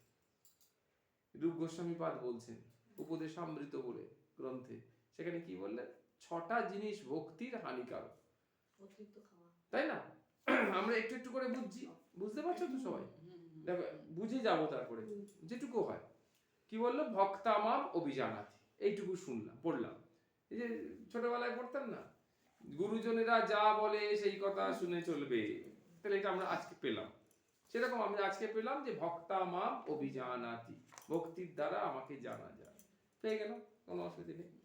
এবার দ্বিতীয় বলেছে যে ভক্তি, তাহলে আমি ভক্তির দ্বারা তোমাকে জানবো, তাহলে ভক্তির হানি কি, কিসে কিসে ভক্তির হানি হয়? তখন গোস্বামীপাদ বললেন, অত্যাহারো প্রয়াসশ্চ প্রজল্প নিয়মাগ্রহ জনসংগস্য লৌলম চ সরভি ভক্তি বিনশ্যতি। এই 6টা জিনিসে ভক্তির বিনাশ প্রাপ্ত। তাহলে যদি ভক্তি বিনাশ প্রাপ্ত হয় তাহলে আমি পাবো না, ভগবানকে জানতে পারবো? তাহলে আমাকে জানতে হবে বাবা পরিষ্কার করে কি কি বললো আগে একবার বলো তো ভালো করে, তাহলে শুনে নি, তাহলে আমি এইগুলো করব না, এইগুলো করলে আমার ভক্তির হানি হবে, আর ভক্তির হানি হলে আমি ভগবানকে পাবো না। বলো কি জানো? অত্যাহার, বেশি খাবে না। ঠাকুর শ্রী রামকৃষ্ণ বলছেন সকালে খেয়ে না, বারুদ ঠাসা খাওয়া, আর রাত্রিবেলা বলে কি একদম সেই ভিখারির মতো খাওয়া, না খাওয়ার মতো। হ্যাঁ এটুকু আমার রাত্রিটুকু কাটার জন্য এরকম হবে, সেরকম আর কি। তাহলে কি দেখো, অত্যাহার চলবে না, সেটা ভক্তির হানিকারক, অতি আহার করা চলবে না। তারপরে প্রয়াসশ্চ, যেগুলো করার দরকার নেই আমি টেনে টেনে টেনে টেনে সেগুলোকে নিয়ে সেগুলো করার চেষ্টা করছি, তাহলে প্রয়াসশ্চ, প্রয়াস। অত্যাহারও প্রয়াসশ্চ, এই সব অপ্রাসঙ্গিক কথাবার্তা বলার দরকার নেই, অপ্রাসঙ্গিক কথাবার্তা বলতে চলে গেলাম, তাহলে এগুলো ভুল হচ্ছে। বৃথা তর্ক, এখানে নারদীয় ভক্তি সূত্রে বলেছে এর আগে, বাদ না অবলম্ব, ঝগড়া তর্ককে অবলম্বন করিও না, ঝগড়া করতে চলে গেলাম, এই ঝগড়া হয়ে গেল, সন্ধ্যা হয়েছে, গিয়ে চুপ করে 7টা পুঁক দিয়ে এবার বসে গেলাম জব করতে। তাহলে এই যে মনটা এক্ষুনি ঝগড়া করে গেল, তুমি ভাবো সেই মনটার সঙ্গে সঙ্গে জব করবে কি করে? হ্যাঁ, প্রত্যেক মুহূর্তে ওই মনটি বলে যাচ্ছে, বেশ করে আজকে দিয়ে এসছি, খুব ভালো করে দিয়ে এসছি আজকে, আর একটু সময় থাকতো যদি তুমি সন্ধ্যাটা একটু পরে দিতে না, তাহলে এমন দিয়ে আসতাম সারা জীবন আর মাথা তুলতে পারবে না। ওম ওম কৃষ্ণ কৃষ্ণ কৃষ্ণ কৃষ্ণ চলছে, এদিকে কৃষ্ণ কৃষ্ণ হচ্ছে, এদিকে মন কি করছে? হাত কিন্তু বলে যাচ্ছে, জিহ্বা বলে যাচ্ছে, ঠোঁট কাঁপছে, কোনো অসুবিধা নেই, কিন্তু মন বলে যাচ্ছে কালকের একবার সুযোগ দিও, ব্যাস সকালবেলা একদম দেখিয়ে দেবো আমি কি জিনিস। তো এই যে জিনিসটা হচ্ছে, এতে কি ঘটনাটা ঘটছে? লোকে দেখতে পাচ্ছে, ভগবানও হয়তো দেখছেন যে এই বহিরঙ্গে এইসব হচ্ছে। সময় দিও না, যখন জব করবে তখন তো যে ঘটনাটা ঘটিয়েছে সেটাই তো উঠবে। হ্যাঁ সেটা তো করছে, কিন্তু বহিরঙ্গে কি দেখাচ্ছে? বহিরঙ্গে তো জবটা চলছে, এবং একটা নির্দিষ্ট সময়, আমি ধরো সন্ধ্যাবেলা 500 করে জব করি, 10 মিনিট কি 15 মিনিট কি 20 মিনিট পর 500 জবও শেষ হয়ে যাবে না? শেষ হবে না? শেষ হয়ে যাবে। 500 জব, 1000 জব করি ধরো, 1000 জবটাও শেষ হয়ে যাবে, কিন্তু 1000 জবটা কি হলো? 1000 জবটা কি হলো? তাহলে এই যে 1000 জবটা হলো না বলেই কিন্তু মনেরও পরিবর্তন হলো না, যান্ত্রিক জব হয়ে গেল। হ্যাঁ, একেবারে যান্ত্রিক জব, একেবারে যান্ত্রিক জব। জিহ্বা উচ্চারণ করলো, ওধর নড়লো, হাত চললো, স্পিডে হলো, সমস্ত কিছু হলো, কিন্তু মনের কোনো পরিবর্তন হলো না। এর মধ্যে বলছে শাস্ত্র, যদি এই 1000 জপের মধ্যে একবার মন্ত্রের সঙ্গে মন, মনের সঙ্গে ঈশ্বর যদি একবার এক সূত্রে বাঁধে, একবার 1000 জপে প্রত্যেকবার বলছে না কিন্তু, কাজে চলে না কাজে, বাকিটা সব নিষ্ফল, কিন্তু এই একটার জন্য বেরিয়ে যাবে, কিন্তু সেটা হবে না, কোনো মতেই হবে না। সেই জন্য আমাকে বললো কি যে জপের আগে বা পরে, জপের আগে দেখো, জপের আগে এরকম করতে গেলে আমার জপটা হচ্ছে না, আর জপের পরে যদি এরকম এসে করি তাহলে লোক কি বলবে? বলে এই তাহলে জপের কুফল দেখো, এই জপ করে উঠে এসে এই কাণ্ড করছে, তাহলে সেটাও গেল। তাহলে আমার আগেও করা চলছে না, পরেও করা চলছে না, কিন্তু এটা আমি বন্ধ করতে পারছি না, তার মানেই প্রথম জিনিসটা হলো যে আমার জপ প্রথাগত ভাবে হচ্ছে, কিন্তু শাস্ত্রানুগ ভাবে হচ্ছে না। এই জন্য ভগবান শব্দটি বললেন, কোনো বললেন না তো এরকম শাস্ত্রসম্মত ভাবে জপ করো। এগুলো কি খেয়াল করছো? ভগবান কিন্তু বললেন কি যে শাস্ত্রসম্মত ভাবে জপ করো, শাস্ত্রসম্মত ভাবে ভজন করো, গুরু যেভাবে ভজন করতে বলেছে সেইভাবেই করো, এরকম কি বলেছে? কি বললেন ভগবান? ভগবান বললেন ভজতাম প্রীতিপূর্বক, ভজতাম প্রীতিপূর্বক, ভালোবেসে জপ করো। আনন্দ করে তো যখন তুমি ভালোবেসে, ভালোবেসে হ্যাঁ, আনন্দ দুঃখের প্রশ্ন না, আনন্দ উৎপন্ন হবে, ভালোবাসলে হ্যাঁ আনন্দ উৎপন্ন হবে, কিন্তু আমাদের টার্গেট হচ্ছে ভালোবাসা। বুঝতে পারছো? আর ভালোবাসাটা মানে কি? ভালোবাসায় যাকে ভালোবাসি সে গৌণ, আমি মুখ্য, তাই না? ভালোবাসাতে সেই গৌণ, আমি মুখ্য। তখন কি দেখা যাচ্ছে যে আমার গোপাল যদি আমি ঠিক মতো জপ না করি, আমার গোপাল তুষ্ট হবে না, যে আমার গোপালটা ভালো থাকবে না, এই কষ্ট। তাহলে আমাকে জপ করতে হবে, মন সব তুচ্ছ তাচ্ছিল্য বিষয় থেকে দূরে সরে যাও, দূর হয়ে যাও, আমাকে করতে হবে। তাহলে এই যে, তাহলে দেখা গেল যে আচরণের দ্বারা আমাদের ভক্তি চিহ্নিত হচ্ছে। তাই বললো প্রয়াস অশ্চ, বেশি প্রয়াসের প্রয়োজন নেই, যেটুকু কাজ আমার সিস্টেমেটিক করছি, ভগবান আমার জন্য করছে। মাম অনুস্মর যুদ্ধ চ, আমাকে স্মরণে রাখো এবং যুদ্ধ করো, ব্যাস। তাহলে তুমি কখনো জড়িয়ে পড়বে না, ন কর্মাণি লিম্পন্তি, তোমাকে লিপ্ত করতে পারবে না। তাহলে অত্যাহার প্রয়াসশ্চ, তারপর বললো প্রজল্প। প্রজল্প একদম করা যাবে না। প্রজল্প মানে এই কথাবার্তা বলা, লোকের সাথে কথাবার্তা বলা, হ্যাঁ, কথাবার্তা বলা, অপ্রাসঙ্গিক বিষয় আলোচনা করা, এমনকি মনের সাথেও প্রজল্প করা যাবে না। মনের সঙ্গে যে কথা বলি, হ্যাঁ, সেই কথাটাও বলা যাবে না। তাহলে এইরকম, তাই কি বললো? প্রজল্প। তারপর বললো নিয়মাগ্রহ, নিয়মটাই সব। তা দেখা গেল যে সকালবেলায় ঘুম থেকে উঠে দাঁতটা মেজে যদি ঠাকুরের নাম করি, তাহলে সব থেকে ভালো নাম হয়, হয় না? আর কোনো সময় দেখি হয় না, কোলাহল হয়ে যায় সমস্ত। কিন্তু সকালবেলা ডাক্তার বারণ করে দিয়েছে চান করা যাবে না, একদম চান করা যাবে না কোনো মতেই। তাহলে আপনাকে আমি বাঁচাতে পারবো না, আপনার যা লাঙের অবস্থা করে যাবে। তাহলে আমি না চানও করতে পারছি না, আর আমি নাও করতে পারছি না। চান করছি বেলা 11টার সময়, নাম করছি বেলা 11টার সময়। তাহলে এই যে সকালবেলা উঠছি 5টা থেকে আর 11টা পর্যন্ত 6 ঘন্টা আমার পুরো বৃথা চলে গেল। কেন চলে গেল? নিয়ম আগ্রহ। তাই বলো নিয়মটা কিসের জন্য? নিয়মটা মনটিকে নিয়ন্ত্রণ করার জন্য, বিনিয়ম সামন্তত, মনটিকে নিয়ন্ত্রণ করার জন্য। তাহলে সেই মনটিকে, দেহটাকে নিয়ন্ত্রিত করার জন্য নয়, কারণ দেহটা তো মনকে চালাচ্ছে না, দেহটা তো জড়, মনটাও জড়, কিন্তু মন চালাচ্ছে দেহটাকে, মন যেভাবে করছে সেইভাবে চলছে ইন্দ্রিয়ের দ্বারা। তাহলে কি করলো? যে কি করতে হবে না, সেই মনটিকে ব্যবস্থা করতে হবে, শুদ্ধিকরণের জন্য ব্যবস্থা করতে হবে। তাহলে দেখা গেল যে প্রজল্প, নিয়ম আগ্রহ। জনসংঘর্ষ, যদি অতিরিক্ত মানুষের সাথে সঙ্গ হয়ে যায়, অতিরিক্ত মানুষের সাথে যোগাযোগ হয়, অতিরিক্ত মানুষের কাছে যেতে হয়, অটোমেটিক্যালি আমি সময় পাবো না, তাহলে হবে না। আর লাস্টে বললো লৌলজ্জন, লোভ, প্রচুর পরিমাণে লোভ। আজকের বর্তমান দিনে কলির মানুষের যে সমস্যাটা হচ্ছে সেটা লোভ। প্রত্যেকটা বিষয়ে লোভ। দুটি জিনিস যদি তুমি খুব সূক্ষ্ম বিচার করো, সেই সূক্ষ্ম বিচারে কি দেখতে পাবে?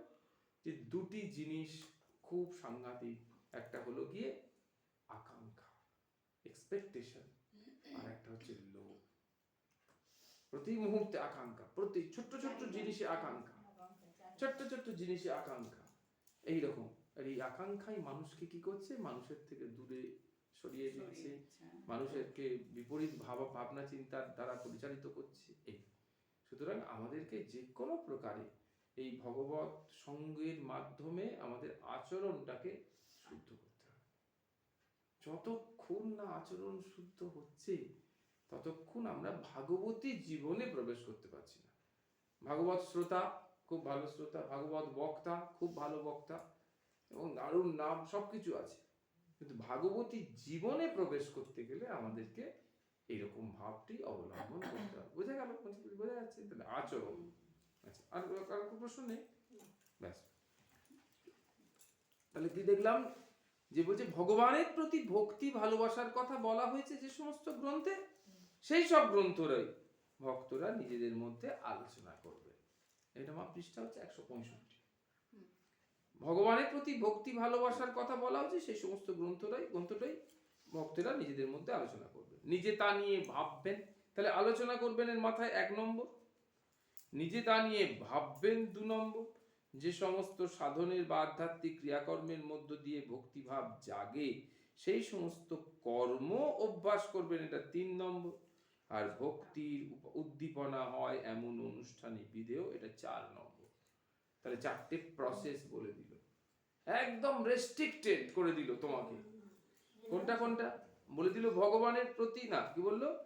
যে ভগবানের প্রতি ভালোবাসার কথা বলা হয়েছে সেই সমস্ত গ্রন্থই ভক্তেরা নিজেদের মধ্যে আলোচনা করবেন। তাহলে কোন বই থেকে আলোচনা করবে? যেখানে ভক্তি বিষয়ক, ভগবত বিষয়ক, ভক্ত বিষয়ক কথা হয়েছে সেখান থেকে। এটা 1 নম্বর। এই যে ভক্তেরা নিজেদের মধ্যে আলোচনা করবেন, পাওয়া গেছে? ওটা 1 নম্বর। 2 নম্বর হচ্ছে নিজে তা নিয়ে ভাববেন। এবার বাড়িতে এসে আমি ভাবলাম, হ্যাঁ, আলোচনা হয়েছে আজকে কি কি, সেগুলো ভাববো, সেইগুলো। তৃতীয়, যে সমস্ত সাধনে বা আধ্যাত্মিক ক্রিয়াকর্মের মধ্য দিয়ে কেবল ভক্তি ভাব জাগে, প্রেম ভাব জাগে, প্রীতি ভাব জাগে, আন্তরিক ভাব জাগে, যে ও আমার, গোপাল আমার, হ্যাঁ, সেই কর্ম কেবল অভ্যাস করতে হবে। তারপরে বলছে ভক্তির উদ্দীপনা হয় এমন সমস্ত অনুষ্ঠানে বিধেয়। তাহলে এমন অনুষ্ঠান করব না যাতে ভক্তির হানি হয়, এরকম। অর্থাৎ বিচার, আলোচনা প্রভৃতি সর্বতোভাবে পরিত্যাগ করা নয়, অবান্তর ব্যর্থ আলোচনা পরিহার। সমস্ত আলোচনা ত্যাগ করে দেবো তা নয়, সমস্ত শোনা ত্যাগ করে দেবো তা নয়। তাহলে কি ত্যাগ করব? অবান্তর ব্যর্থ আলোচনা পরিহার করা, ভক্তি গ্রন্থাদির বিষয়বস্তু সম্যকভাবে বোঝার জন্য ফলপ্রসূ আলোচনার কথা বলেছেন। এমন আলোচনা করতে হবে যেটা শুধু ফলপ্রসূ। কর্ম সম্বন্ধে একই কথা, যে কাজ ভক্তি লাভের সহায়ক সেই সমস্ত কাজ করণীয়, বৃথা কাজ নয়। বৃথা কাজ হবে, তাই না? ইম্পর্টেন্ট জিনিসটা বুঝতে পারলেন? আমরা সবাই জানি শ্রীরামকৃষ্ণ ধর্মগ্রন্থ পড়তে উৎসাহ দিতে, ভাগবত গ্রন্থ, চৈতন্যদেবের জীবনী পাঠের উপদেশ তিনি প্রায় দিতেন। উপদেশ দিয়েছেন, পাঠ করতে বললে আমরা রেগুলার পাঠ করে যাচ্ছি, কিন্তু পাঠ করার পর আজকে যেটুকু পাঠ হলো সেখান থেকে আমরা কি জানতে পারলাম? এই যে একটা কথা জানতে পারলাম, কি কি বলেছে বাবা, বাড়িতে গিয়ে বসে বসে চোখ বন্ধ করে ভাবছি যে কি কি কথা বলা হয়েছে। 4টি জিনিস কি বলছে না, যেখানে যে সমস্ত গ্রন্থে ভগবানের প্রতি ভালোবাসার কথা বলা হয়েছে, এটা বাড়িতে গিয়ে চোখ বন্ধ করে ভাববো। সেখানে কি বলছে? যে নিজেদের মধ্যে আলোচনা করবে, ভাগবত বিষয়ক কথা নিজেদের মধ্যে আলোচনা করবে, নিজে তা নিয়ে ভাববেন, এবং যে সমস্ত সাধনের বা আধ্যাত্মিক ক্রিয়াকর্মের মধ্য দিয়ে ভক্তি ভাব জাগে সেই সমস্ত কর্ম অভ্যাস করবেন। ভক্তির উদ্দীপনা হয় এমন সমস্ত অনুষ্ঠানই বিধেয়। তাহলে 4টে আমরা জানতে পারলাম, ঠিক আছে? তাহলে সূত্রটা কি? সূত্রটা একবার পড়ে নাও, দেখো 2টো সূত্র আছে, 1 আর 2। কি বলছে? ভক্তি শাস্ত্রাণি,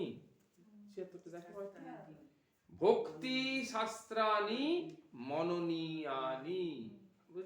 এটা 1 নম্বর কাজ। পেয়েছো 76 নম্বর শ্লোক সূত্রটা, যেটা দিয়ে শুরু হলো সূত্রটা বলছি। ভক্তি শাস্ত্রাণি মননীয়ানি, এটা 1 নম্বর কাজ। 2 নম্বর কাজ কি? তদ্বর্ধক কর্মাণি অপি করণীয়ানি। অপি মানে কি বলছে? যে শুধুমাত্র ভক্তি শাস্ত্র মনন করলে হবে না, অপি করতে হবে। কি করতে হবে? তদ্বর্ধক, ভক্তিবর্ধক কর্মাণি করণীয়ানি, সেগুলো করতে হবে। হয়ে গেল 76 নম্বর শ্লোক। তুমি বুঝতে পেরেছো? ব্যাস। তারপরে সুখ দুঃখ ইচ্ছা লাভাদি ত্যাগতে। দেখো সুখ আছে, দুঃখ আছে, হয়ে গেল। তারপর দেখো ইচ্ছা আছে, সুখেচ্ছা, ওটা ইচ্ছা। তারপরে লাভাদি তক্ত, কালে প্রতীক্ষমানে ক্ষণার্ধম অপি ব্যর্থম ন নেয়ম। সুখ দুঃখ ইচ্ছা লাভাদি ত্যাগতে কালে প্রতীক্ষমানে ক্ষণার্ধম অপি ব্যর্থম ন নিয়ম। বুঝতে পারছে? তাহলে পড়া গেল। এবার এখন দেখো একদম বাংলা কি, সুখ দুঃখ বাসনা আর লাভ ক্ষতি। দেখো চারটে জিনিস আছে, সুখ দুঃখ ইচ্ছা আর লাভাদি। লাভাদি মানে শুধু লাভ নয়, লাভের সঙ্গে লোকসান আছে। তাহলে সুখ দুঃখ ইচ্ছা, ইচ্ছা মানে হচ্ছে বাসনা, ইচ্ছা মানে আকাঙ্ক্ষা, ইচ্ছা মানে কামনা। এই তাহলে কি বললো, সুখ দুঃখ বাসনা লাভ ক্ষতি ইত্যাদি থেকে মুক্ত হয়ে ভক্তের অবকাশ এখন বেশি। অবকাশ মানে সময় ত্যাগ করে ফেলেছি। এগুলোই তাহলে এগুলো আমার কি করছিল, এগুলোই আমার সময়টা খেয়ে নিচ্ছিল। সুখ লাভের জন্য ব্যস্ত হয়ে পাগলের মতো ছোটাছুটি করছিলাম, এগুলোই আমার সময় খেয়ে নিচ্ছিল। আমি দুঃখে একদম বিমর্ষ হয়ে পড়েছিলাম, সময় খেয়ে নিচ্ছিল। আমার যে কামনা বাসনা লোভ লালসা ছিল সেগুলো আমার সময় খেয়ে নিচ্ছিল। আমি লাভ ক্ষতি সারাক্ষণ লাভ ক্ষতির বিচার করে দিই, সব সময় হিসাব করছি সারাদিন খাতা খুলে। এই আজ 100 টাকা দিয়েছিলাম, কি করলো? 50 পয়সা তো তুমি ফেরত দিলে না, তো 50 পয়সাটা কি করলে? সেই নিয়ে আবার দাঁড়াও এখন ভেবে দেখি, তাহলে আমার 10 মিনিট চলে গেল। কিসের জন্য? 50 পয়সা চলে গেল। তাহলে এইভাবে নষ্ট। হ্যাঁ, কিন্তু এখন তো সেখান থেকে ছেড়ে দিয়েছি, তাই বলছি ইত্যাদি থেকে মুক্ত হয়ে এখন তো সেসব ত্যাগ করে দিয়েছি। তাহলে এখন আমার কি সময় আছে না নেই? অনেক সময়, প্রচুর সময়, এগুলো ত্যাগ করে দিয়েছি বলে। সেই জন্য তিনি অর্ধ মুহূর্ত সময়ও যেন নষ্ট না করেন। অর্ধ মুহূর্ত, ক্ষণার্ধম, এখানে অর্ধ মুহূর্ত লিখেছে, বাংলাটা অর্ধ মুহূর্ত লিখেছে, কিন্তু আরো ভালো বললে ক্ষণার্ধম। সেই জন্য রূপ গোস্বামীপাদ বললেন, এই যে শব্দ ভালো করে মনে রাখবে, সে হচ্ছে অব্যর্থ কালোত্তম। রূপ গোস্বামীপাদ তার ভক্তি রসামৃত সিন্ধুতে আমাদের যে প্রক্রিয়া বলেছেন, সেই প্রক্রিয়াগুলোর প্রথম বলেছেন স্খান্তি অব্যর্থ কালোত্তম বিরক্তি মানশূন্যতা আশাবন্ধ সমুৎকণ্ঠা নাম গানে সদা রুচি আসক্তি তদ গুণাক্ষানে প্রীতি তদ বসতি স্থলে। তাহলে সেখানে উনি বললেন অব্যর্থ কালোত্তম। প্রত্যেকটি কালকে, প্রত্যেকটি সময়কে, প্রত্যেকটি ক্ষণকে গুনতে হবে, একদম ইউটিলাইজ করতে হবে, যে এই ক্ষণটা আমার এ করছে। দেখা গেল সারা দুপুরটা আমি গল্প করে কাটিয়ে দিলাম, সিনেমা দেখে কাটিয়ে দিলাম, টিভি দেখে কাটিয়ে দিলাম, তাই না? তো অটোমেটিক্যালি কি হবে, সময়টা নষ্ট হয়ে গেল। তাহলে দুপুরের সময়টা নষ্ট হলো তো, নাকি অনিত্যে নষ্ট হলো। এইবার দুপুরে একটু বিশ্রাম হলো না? তবে সন্ধেবেলায় যখন দেখা গেল যে ভাগবত পাঠ হচ্ছে, যখন দেখা গেল আমি একটু জপ করতে বসেছি, যখন তখন আমার তাহলে কটা গেল? দুটোই গেল। দুপুরেও অনর্থক চলে গেল, সন্ধেবেলাটাও অনর্থক চলে গেল। তাহলে আমার কি লাভটা হবে? তাহলে আমার লাভ নেই, পুরোটাই লোকসান। সেই জন্য বললো যে কোনে বলছে যে ক্ষণার্ধ নষ্ট না হয়, তোমার তো দুটো বেলাই নষ্ট হয়ে গেল, দুটো বেলাই তো চলে গেল। তাহলে এই জন্যে যদি সুযোগ পাওয়া যায়, তো আমি 8 ঘন্টা বিশ্রাম নিয়ে নিলাম, কোনো অসুবিধা নেই। 8 ঘন্টা একটু ঘুমিয়ে নিলাম, কোনো অসুবিধা নেই। কিন্তু কেন ঘুমোচ্ছি? যাতে করে আমি ভগবত অনুকূল আচরণই করতে পারি, ভগবত কথা শুনতে পারি ক্লান্তিহীন ভাবে। অর্জুন পর্যন্ত বলছে যে তুমি এত সুন্দর সুন্দর কথা বলছো, কিন্তু আমার মনে সাম্য স্থিতি না থাকার ফলে চঞ্চলতার দরুন চঞ্চলত্যাগ আমি তোমার কথাটা বুঝতে পারছি না। বায়ুরেব সুদুষ্করম, প্রচন্ড দ্রুত সম্ভব মনটা চলছে, তাই আমি শুনতে পাচ্ছি না। তাই তো উনি বললেন অভ্যাস আর বৈরাগ্য অবলম্বন করো, তাহলে তুমি ভালো করতে পারবে। তাহলে বোঝা যাচ্ছে তাহলে এই জিনিসটা। তাহলে এবার দেখো কি সুন্দর কথা বলছেন, ব্যাখ্যা। ভক্তকে সর্বচিন্তা বিনির্মুক্ত হতে হবে, এই কথা আগেই বলেছেন। তার মনে সুখ দুঃখ লাভ বা বাসনা কিছুই এখন না থাকায় তিনি সমস্ত ভাবনা মুক্ত। এখন অন্য চিন্তা না থাকায়, এই যে অন্য চিন্তা না থাকার ফলে কি হচ্ছে, এই যে শূন্য মন, অন্য চিন্তা নেই তো, তাহলে মনটা কি শূন্য একদম। এটি দিয়ে তিনি কি করবেন? এটা শূন্য মন, কি করবেন? প্রশ্ন হচ্ছে তাহলে কি শূন্য মন দিয়ে বৃথা সময় কাটিয়ে দেবেন? সময়ের অনেক মূল্য, সুতরাং অন্য কোনো কাজের অবকাশে যদি আধ মুহূর্ত সময় পাওয়া যায়, তবে ভক্তি লাভের জন্য তার সফল উপযোগ করতে হবে। ভক্তি লাভের জন্য সফল উপযোগ করতে হবে, মানে সেই সময়টা যেন সঠিকভাবে ব্যবহৃত হয়, উপযোগ। হ্যাঁ, নষ্ট হতে দেওয়া চলবে না। এগুলো কত বড় কথা, চিন্তা করে দেখো। অবকাশ পেয়েছি মানে আমরা কি মানে ছুটি পেয়েছি মানে একদম অন্যরকম হয়ে গেল জীবনযাত্রা। তাহলে আজ গল্প গুজব করে কাটিয়ে দেবো। হ্যাঁ, আজ মুড়ি চানাচুর মেখে একদম সব লোককে ডেকে একদম মুড়ি চানাচুর কড়াইশুটি অমুক টমুক দিয়ে পঞ্চব্যঞ্জন মেখে খেতে খেতে গল্প করে সময় কাটিয়ে দেবো। আনন্দ। তাহলে কিন্তু কি দ্বারা কারণ সেই আনন্দ নিরর্থক। কিছু যেই আনন্দটা শেষ হয়ে গেল, ব্যাস আবার সেই অতৃপ্তি, আবার সেই জায়গায় এইরকম।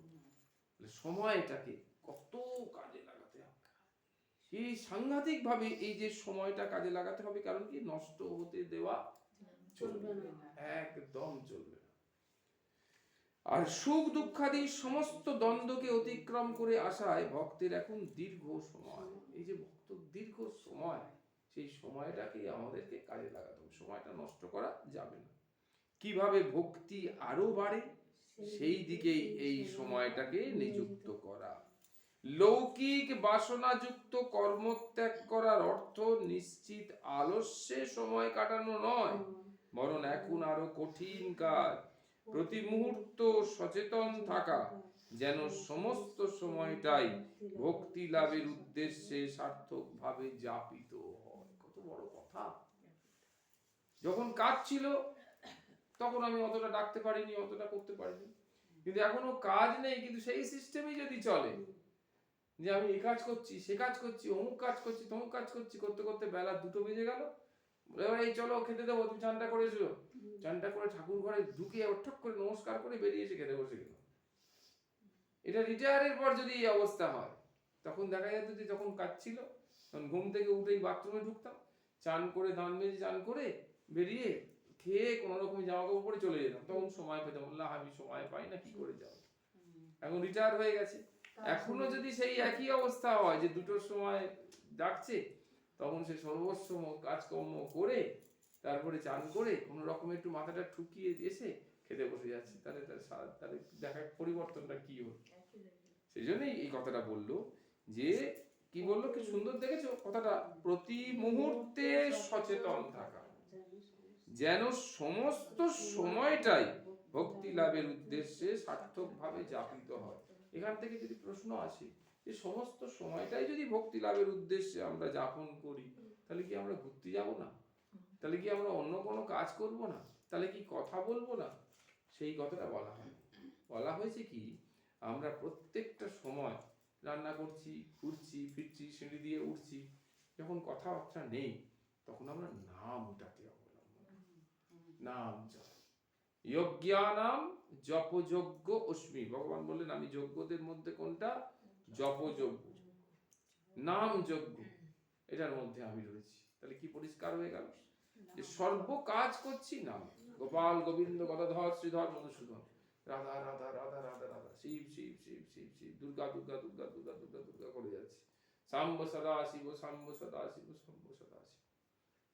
এই যে মন্ত্রগুলো আমরা জপ করছি, এই জপের মধ্যে দিয়ে কি আধ্যাত্মিক ঊর্জা, আমার ভিতরের আধ্যাত্মিক ঊর্জা, পজিটিভ পোটেনশিয়ালিটি, পোটেনশিয়ালিটি, হ্যাঁ আধ্যাত্মিক ঊর্জা এর মধ্যে লেখা আছে, এই দেবত্বের সন্ধানে দেখবে।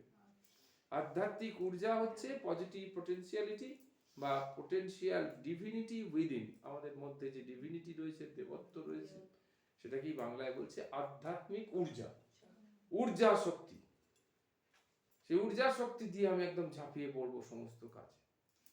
সেই ঊর্জা শক্তিটাই আমাদের কি করবে? জাগ্রত রাখতে হবে। তাই এখানে এই কথাটা বললো। শিবের যে মন্দির এখন বললেন না, ওটাও শিবের কোন শাম্ব সদাশিব। আচ্ছা আচ্ছা, শাম্ব সদাশিব বিশাল শক্তিশালী মন্ত্র। আচ্ছা, শাম্ব সদাশিব লিখে নেবে। সমস্ত সময়টাই ভক্তি লাভের উদ্দেশ্যে সার্থকভাবে যাপিত হয়। সেই জন্য সন্ত মহারাজরা বলছেন কি, তুমি সমস্ত কাজ করো, কাজের কোনো অসুবিধা নেই। সেটি ঝাঁট দিচ্ছ, তা কি হয়েছে? আমি ভগবানের নাম, ভগবানের ঘরে ঢুকতে পারিনি এখন, আমার ঘরে এত কাজ করতে হয়, তো দারুণ তো। আমার সমস্ত ঘরগুলো মুছে, হ্যাঁ, কেউ হয়তো তোমাকে জিজ্ঞেস করলো কটায় ঠাকুর ঘরে ঢোকো, বলে আমার ঠাকুর ঘরে ঢুকতে ঢুকতে মিনিমাম 8টা বেজে যায়। বল বাবা সে কি, তখন তো আমার পুজো টুজো হয়ে যায়, আমি টিফিন করতে চলে যাই। আমি কি করবো বলতো, সেই দোতলার ঘর থেকে আমাকে ঝাঁট দিতে হয়, বাসি ঝাঁট, আমাকে মুছতে হয়, আমাকে সাবান কাচতে হয়, চান করতে হয়, জামা কাপড় পরে তবে আমি ঠাকুর ঘরে ঢুকতে পারবো। তো দারুণ, এই কথা শুনেই তো আনন্দ হচ্ছে এত সময় পেয়ে যে এতগুলো কাজ করে ঠাকুর ঘরে ঢুকতে হচ্ছে, তারপর বাকিটা আরেকটা দুটো ঠাকুর ঘর হয়ে গেল। দুটো ঠাকুর ঘর, একটা ঠাকুর ঘর আছে, একটা বাইরেরটাও ঠাকুর ঘর, যে আমাকে এত কাজ করতে হয়। সারাক্ষণ একটা ছোট্ট নাম জপ চলছে, ঘর ঝাড় দিচ্ছি, ঘর মুছছি, সাবান কাচ্ছি, চান করছি, কাপড় পরছি, সর্বক্ষেত্রে কি চলছে, একটা নাম কেবলমাত্র রিসাইট হয়ে যাচ্ছে, কৃষ্ণ কৃষ্ণ কৃষ্ণ কৃষ্ণ কৃষ্ণ, রাধা রাধা রাধা রাধা রাধা, শিব শিব শিব শিব, দুর্গা দুর্গা দুর্গা দুর্গা, চণ্ডী চণ্ডী চণ্ডী চণ্ডী, মা মা মা মা। হচ্ছে তাহলে এই গুরু গুরু গুরু গুরু গুরু, জয় গুরু, জয় গুরু। হ্যাঁ শুধু গুরু, শুধু গুরু। আমি জয় গুরু, জয় গুরু। জয় গুরু মন্ত্রটা কিন্তু শাস্ত্রে নেই। শুধু গুরু। হ্যাঁ, গুরুর নামে জয় দেওয়ার কথা বলা হয়েছে, কিন্তু জয় গুরুটা কোনো মন্ত্র না, বুঝতে পারছো? জয় গুরু কে আমরা যে গুরুকে বলছি যে প্রভু কৃপা করো, জয় গুরু, গুরু নামটার জয় হোক, হ্যাঁ এটা কোথাও নেই। আছে কোথায় গুরুটা? ভগবান শিবশঙ্কর পার্বতী মাকে বলছেন যে এই গুরু শব্দটা এটা কোনো শব্দ নয়, এটা মন্ত্র রাজ, মন্ত্রদের মধ্যে যে রাজা সেই হচ্ছে এটা গুরু। গুরু গুরু গুরু গুরু গুরু, এটা কোনো অসুবিধা হচ্ছে? আমি ঝাড় দিচ্ছি ভেতরে ভেতরে, চিৎকার করে বলছি না যে আমার শ্বাসকষ্ট হবে, কোনো কষ্ট হবে না, গুরু গুরু গুরু গুরু গুরু গুরু করে যাচ্ছি, মুছে যাচ্ছি, ঝাড় দিচ্ছি। তার মানে একটা ঠাকুর ঘরে এখনো যেতে পারিনি, আর একটা ঠাকুর ঘর কাজ করছি, কোনো অসুবিধা কিছু। শক্তি বেশি পাওয়া যায়। এটা হলো আধ্যাত্মিক ঊর্জা। আধ্যাত্মিক ঊর্জা, শক্তি বেশি মানে কি? মন্ত্রটা আমাকে শক্তি দিচ্ছে, মন্দিরে শক্তি দিচ্ছে না, কিন্তু শক্তি আমার ভিতরেই আছে। প্রত্যেক মুহূর্তে ওই মন্ত্রের ডিভাইনটা যে জীবনকারী স্পর্শ, সেটাই। তাই না? জীবনকারী স্পর্শে কি করছে? ওর ভিতরের প্রত্যেকটি আধ্যাত্মিক শক্তির উৎস মুখ খুলে দিচ্ছে। উৎস মুখ খুলে দিচ্ছে। এক নম্বর। দু নম্বর কি? আমাদের যে শরীরের যে অবসন্নতা, শরীরের যে ক্লান্তি, এটা আসে মূল কি কারণে আসে? একটা তো জানি আমরা, শরীর অতিরিক্ত পরিশ্রম টরিশ্রম হলে আসে, না খাওয়া দাওয়া হলে আসে, হ্যাঁ এইসব আসে। আর একটা জিনিসে আসে, সেটা হচ্ছে অসাধু চিন্তন, নেগেটিভ থট, তাই না? নঙার্থক চিন্তার দ্বারা সারা দিন মানুষ যদি নঙার্থক চিন্তাই করে যায়, তার প্রচুর পরিমাণে আধ্যাত্মিক ঊর্জার ড্রেনেজ হয়, এত আধ্যাত্মিক ঊর্জার ড্রেনেজ হয় যে সে আপনা হতেই ক্লান্ত অবসন্ন হয়ে আসবে, অবশ্যই ক্লান্ত অবসন্ন হয়ে আসবে। কিন্তু আমাদের তো তা নয়, আমরা অনন্ত শক্তির আধার স্বরূপ, আমার ভিতরে এত শক্তি রয়েছে, শুধু একবার জাগাতে পারলেই হবে। কিন্তু আমি দেখছি যে না, আমার দ্বারা কোনো মতেই জাগানো সম্ভব হচ্ছে না। তাহলে কে জাগাবে? নামটা। এই নামটা আমাদের ভিতরে থাকা আধ্যাত্মিক ঊর্জাকে, নাম কি করবে? The Holi name manifest the power, the potentiality, the divine potentiality within, তাকে ম্যানিফেস্ট করবে, তাকে উদ্বোধিত করবে, তাকে জাগ্রত করবে। বুঝতে পারছো? তাহলে দেখা গেল আমাদের ঘরে ঠাকুর ঘর দুটো হয়ে গেল, একটা ওই ঠাকুর ঘর, সেখানে চান টান করে ঢুকবো, আর একটা এই ঠাকুর ঘর, যেখানে আমার নাম, ওখানে নামই আছে, এখানে নাম আছে। এটা বোঝা গেল? তাহলে আমি সবসময় করছি, তার ফলে কি হচ্ছে? আমার মধ্যে কোনো ভাবনা আসার সুযোগ পাচ্ছে না, নাম করে যাচ্ছি, তাহলে আসার সুযোগ পাচ্ছে না। হাতে কাম, মুখে জপ। হ্যাঁ, সমস্ত তাই বললো কি, প্রতি মুহূর্তে সচেতন থাকা, যেন সমস্ত সময়টাই ভক্তি লাভের উদ্দেশ্যে সার্থকভাবে যাপিত হয়। আধ্যাত্মিক জীবনের সাধক মাত্রই এই বিষয়ে অবহিত থাকবেন, জেনে থাকবেন। আর কোনো উচ্চাশা না থাকায় লোক সঙ্গ ত্যাগ করার ফলে অন্যের তুলনায় সাধকের হাতে সময় প্রচুর। স্বাভাবিক ব্যাপার, আমাদের মতো মোবাইল কারেন্ট তো সাধু বসে থাকে না, সারাদিন মোবাইল, হয় মোবাইল দেখছি, নাহলে মোবাইলে লেখালেখি করছে, না হলে কানে নিয়ে বসে আছে, তো কিছু না কিছু তো একটা কাজ করছে। তা তাদের তো সাধুত্বের প্রশ্ন নেই। হ্যাঁ, তাই জন্য বলছে যে এই আমাদের সাধারণ লোকের তুলনায় ওদের সময়টা একটু তাহলে বেশি হলো। কিন্তু প্রায়ই যা ঘটে, এই সময়টার যথাযথ সদ্ব্যবহার হয় না। কত ইম্পর্টেন্ট কথা, এত ইম্পর্টেন্ট যে সময়, তার সদ্ব্যবহার হয় না। পেয়েছো? খুঁজে পাচ্ছ? আধ্যাত্মিক উন্নতি বা ভক্তি লাভের অনুকূল প্রচেষ্টায় সাধক যথেষ্ট যত্নের সঙ্গে লেগে থাকেন না। কি বললো? আধ্যাত্মিক উন্নতি বা ভক্তি লাভের অনুকূল প্রচেষ্টায় সাধক যথেষ্ট যত্নের সঙ্গে লেগে থাকেন না, তাহলে যত্ন টত্ন করেন না। সেই জন্যই সূত্রকার সাবধান করে বলছেন, ধর্মাচরণের নাম করে যেন অলসতাকে প্রশ্রয় না দিই। আমি কৃষ্ণ নাম করছি বলে, আমি গুরু নাম করছি বলে সংসারের কাজকর্ম করবো না, এমন নয়। সংসারটা তার, আমার নয় তো। এটা আমার সব থেকে বড় জিনিস, সংসার আমার নয়, সংসারটা তার। আমি সেই সংসারের একজন ভৃত্য মাত্র। আমাকে তিনি নির্বাচন করেছেন। কাউকে যদি একটু বেশি সময় দেয় না, হ্যাঁ, কোনো দিন কি হয়, দুপুর বেলায় এত ক্লান্তি এসে যায়, বিশ্রামের সময়, দুপুরবেলা বিশ্রামের সময় কতটুকু, যখন মা চান করতে যায় সেই সময়, ওই 15-20 মিনিট চান করতে যায়, সেই সময়টা হচ্ছে আমার বিশ্রামের সময়। এত ক্লান্তি এসে যায়, একদম আমি আর কিচ্ছু করতে পারি না, একটু শুয়ে পড়ি। একটু শুয়ে পড়লাম, ওই 15 মিনিট চান করার সময়টুকু, সেই সময়টুকু হয়তো ঘুমিয়ে পড়লাম, ঘুমিয়ে পড়লাম, এসে ডাকলে উঠে পড়লাম। কিন্তু যেদিনকে এক মুহূর্তের জন্য ক্লান্তি না থাকে, বা ক্লান্তি হয়তো আমাকে পেয়ে বসলো না, ক্লান্তি হয়তো আছে কিন্তু হয়তো পেয়ে বসলো না, সেদিনকে কোনো মতেই বিছানার দিকে আর যাই না, সঙ্গে সঙ্গে জপ, একদম জপে চলে যাই, সঙ্গে সঙ্গে লেখা চলে যাই। এই সময়টা কষ্ট, কিন্তু যখন দেখা যাচ্ছে যে আমি একদম পাচ্ছি না, আর একদম পারবো না, 10 মিনিট শুলেই আমি পেরে যাবো, ঠিক পাক্কা 10 মিনিট ওইটুকু সময়ের মধ্যে, তার দেখা গেল যে সবসময় পরাস্ত হলে চলবে না, তার তো ওপন পেয়ে বসবে, তাহলে রেগুলার, ও আচ্ছা ঠিক আছে, তাহলে এই সময়টা তোমাকে ঘুমের ব্যবস্থা করে দিচ্ছি।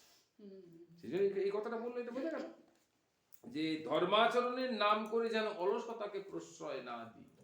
তাহলে আমি যদি মনে করি যে আমি নাম করছি, আমি জপ করব, আমি ধ্যান করব, আমি আরতি করব, আমি পূজা করব, তাহলে এই কাজগুলো আমি তাহলে আর করবো না, সেটাও না। কারণ ওটাতেও ভগবান, এটাতেও ভগবান, ওটাতে অন্তরঙ্গে, এটাতে বহিরঙ্গে। ধরো যখন রেস্টের সময়, ধরো দুপুরবেলার কথা বলছি, যদি কোনোদিনও জব করতে বসা হয়, এরকম ক্লান্তি এসে যায়, জব বন্ধ হয়ে গেল।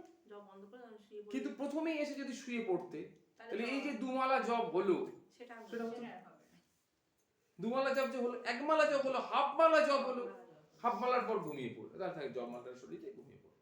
কিন্তু হাফ মালা যে জবটা হলো, সেটা হলো বন্ধ হয়ে গেল। এইবার আবার ঘুমিয়ে পড়লে, কিন্তু দেখা গেল যে তুমি 3টের সময় উঠলে তোমার কাজ হয়ে যাবে, মানে দুপুরবেলা বলছি, 3টে বা 3:30টের সময় তুমি যদি ঘুম থেকে উঠে পড়ো, তাহলে তোমার বাকি কাজগুলো ঠিক থাকবে। কিন্তু ঘুমটা একদম ভেঙে গেল তোমার 3টের সময়, আর ঘুম আসছে না, শুয়ে থাকবো না, উঠে পড়ে আবার জব, আবার নাম, জবের মালা নিলাম না, আবার নাম করে যাচ্ছি। তাহলে দেখা গেল যে 3:30টে উঠলে বা নামলে, বিছানা থেকে নেমে কাজে করলে আমার কাজ হয়ে যাবে ঠিকঠাক, তাহলে আমার হাতে তো এখনো সময় আছে, তাহলে আমার বিশ্রামও হচ্ছে, আমি শুয়েই আছি কিংবা হেলান দিয়ে বসেই আছি, কিন্তু নামটা চলছে। কিন্তু না, এখনো 3:30 যখন বাজিনি, না বিছানায় মানে শুলে, তখন এই মালার জপ আর করবো না, আমি নাম করবো। হ্যাঁ, মনে মনে মালার কোনো অস্তিত্ব নেই, হ্যাঁ সেটাই, মালা কিছু নয়। হ্যাঁ, আমার কথাটা হলো জিহ্বা দিয়ে যে নাম রটনা, সেটাই সর্বদা, সদা সর্বদা। এবং আমি একদম নিজের জীবন থেকে উপলব্ধি করে তোমাদের বলছি যে নাম করতে করতেই, অভ্যাস না, নাম তোমাকে করাবে। আমি একদম নিজের জীবন থেকে তোমাদের বলছি যে একটা মানে এমন অবস্থা, নাম একদম ছাড়াই যাবে না, মারাত্মক ভাবে নাম চলবে আর কি। তাই বললো কি, নাম পাওয়া, স্টেপগুলো মনে আছে? প্রথম হলো নাম পাওয়া, হ্যাঁ, তারপরে হলো নাম করা, তারপর হলো নাম হওয়া। 3টেতেই নাম। প্রথমে আমরা নাম পেলাম, কেউ একটা বলে দিল তো যে এইটা নাম, হ্যাঁ, একেবারে জীবন্ত, জানো তো, একদম পরিষ্কার চোখে আমাকে দেখিয়ে দিচ্ছে এরকম। এই যে 5টা নাম যেটা বলি, গোপাল, গোবিন্দ, গদাধর, শ্রীধর, মধুসূদন, আমি একদম দেখছি, আমাকে দেখিয়ে দিচ্ছে, আমাকে একদম ধ্যানের মধ্যে দেখিয়ে দিচ্ছে, গোপাল, গোবিন্দ, গদাধর, শ্রীধর, মধুসূদন, বলো। আমি বললাম যে গোপাল, গদাধর, গদাধর শ্রীধর মধুসূদন, না, গোপাল গোবিন্দ গদাধর শ্রীধর মধুসূদন, এইরকম ক্রম। ইচ্ছা মতো ক্রম না, ইচ্ছা মতো ক্রম হলে নাম হচ্ছে। আমি যদি গোপাল গদাধর শ্রীধর মধুসূদন বলি কোনো অসুবিধা আছে? গোবিন্দের নাম বলবো, ভুল কি আছে? গোবিন্দকে শেষে দিলাম, তখন আর মন্ত্র থাকছে না, তখন নাম থাকছে। কিন্তু যেই আমি বললাম গোপাল গোবিন্দ গদাধর শ্রীধর মধুসূদন, এই ক্রমে বললাম, তখন ওটা হয়ে যাচ্ছে মন্ত্র। কারণ ভগবৎ স্বরূপ, ভগবান বলছে, ভগবান ওই নির্দিষ্ট সময় ধ্যানের মধ্য দিয়ে এটাকে আমাকে বলে দিলেন, এইটা এর মধ্য দিয়ে জীবনটার পরিবর্তন আসবে। আর তুমি আরেকটা জিনিস কি জানো তো, খুব মনের সত্য কথা বলি, যে আমি একটু নিজে লক্ষ্য করে দেখেছি, যেটা আচরণের দ্বারা তুমি করতে পারবে না, সেই যে আধ্যাত্মিক ঊর্জাটা এত পরিমাণে সঞ্চিত থাকে, সেটা যদি কাউকে আমি বলি, সেই ঊর্জাটা সেখানে চলে যায়। কিন্তু যেটা আমি সত্যি সত্যি পালন করে উঠতে পারি না, মানে এখনো সেই জায়গায় পৌঁছতে পারিনি, সেইটা বললে ততটা শক্তি কার্যকরী হয় না। সেই জন্য যারা আধ্যাত্মিক পথে রয়েছে তাদেরকে বারবার বলা হয়েছে যে আপনারা সবসময় সচেতন হন। যেহেতু আধ্যাত্মিক জীবন যাপন করছেন, তাই আপনাদেরকে সংসারী লোকেরা আপনার দিকে তাকিয়ে আছে, বিষয়ী লোকেরা আপনার দিকে তাকিয়ে আছে, যে আপনি কি আচরণ, যজ্জত আচরতি শ্রেষ্ঠ তদেব ইতর জন সযৎ প্রমাণম কুরুতে লোকস্তৎ অনুবর্ততে। কথাটা বোঝা যাচ্ছে না? বোঝা যাচ্ছে না? বললো যজ্জত আচরতি শ্রেষ্ঠ, শ্রেষ্ঠ মানুষেরা। শ্রেষ্ঠ বলতে এখানে কাদের কথা বলছি? যারা আধ্যাত্মিক ভাবে যুক্ত, যারা ভগবানের সাথে যুক্ত হয়ে আছে, যারা সর্বদা নাম করে, হ্যাঁ, যারা পবিত্র সাত্ত্বিক জীবন যাপন করে, সাত্ত্বিক আহার করে, এরাই শ্রেষ্ঠ। অর্থাৎ যারা শ্রেষ্ঠের সঙ্গে যুক্ত হয়ে আছে। শ্রেষ্ঠ কে? ভগবান, পরম শ্রেষ্ঠ, তার সাথে যুক্ত হয়ে আছে, তাই তারাই শ্রেষ্ঠ। তাহলে যজ্জত আচরতি শ্রেষ্ঠ তদেব ইতর জন, আর বাকি লোকেরা সেটাকেই করে। হ্যাঁ, বুঝে গেল? যজ্জত আচরতি শ্রেষ্ঠ তদেব ইতর জন সযৎ প্রমাণম কুরুতে, সে যা যা করে সেটাই প্রমাণ। সে কিন্তু প্রমাণের জন্য করে না, সে কিন্তু প্রমাণের জন্য করে না। রাত্রিবেলা হঠাৎ করে শ্রীরামকৃষ্ণ ঘুম ভেঙে গেল 2:30-এর সময়। ঘুম ভেঙে দেখছেন যে সব ভক্ত সন্তানেরা সব শুয়ে আছে নিচে, মশারির মধ্যে দিয়ে ঘুমোচ্ছে নাক ডেকে। সঙ্গে সঙ্গে নেবে মশারি টশারি তুলে দিয়ে ঠেলে বলছে, হ্যাঁ তোরা এখানে ঘুমোতে এসছিস? এখন কি ঘুমানোর সময় এই মহানিশা? যা কি পঞ্চবটিতে জপ কর। রাত 2-2:30-এর সময় পঞ্চবটিতে চলে গেল, তারা জপ করতে শুরু করে। কারণ যদি ঘুমোয় তাহলে ঠাকুর কি বলে, যে ঠাকুর ঘুমোতেন যদি পুরোপুরি, ঠাকুরের যদি ঘুম ভাঙতো 3টের সময় বা 3:30-এর সময় বা 4টের সময় ঘুম ভাঙতো, তাহলে প্রশ্ন না নেই। কিন্তু ঘুমটা যখন ভেঙে গেছে, তখন আর শোয়া চলবে না, আর সময় নষ্ট করে চলবে না। কেন? অব্যর্থ কালত্তম, কাল এত দূর চলে যাচ্ছে। কাল কাল করে কাল গেল যে চলিয়া, যে কাল চলিয়া গেল তুমি ভাবতে পারছো?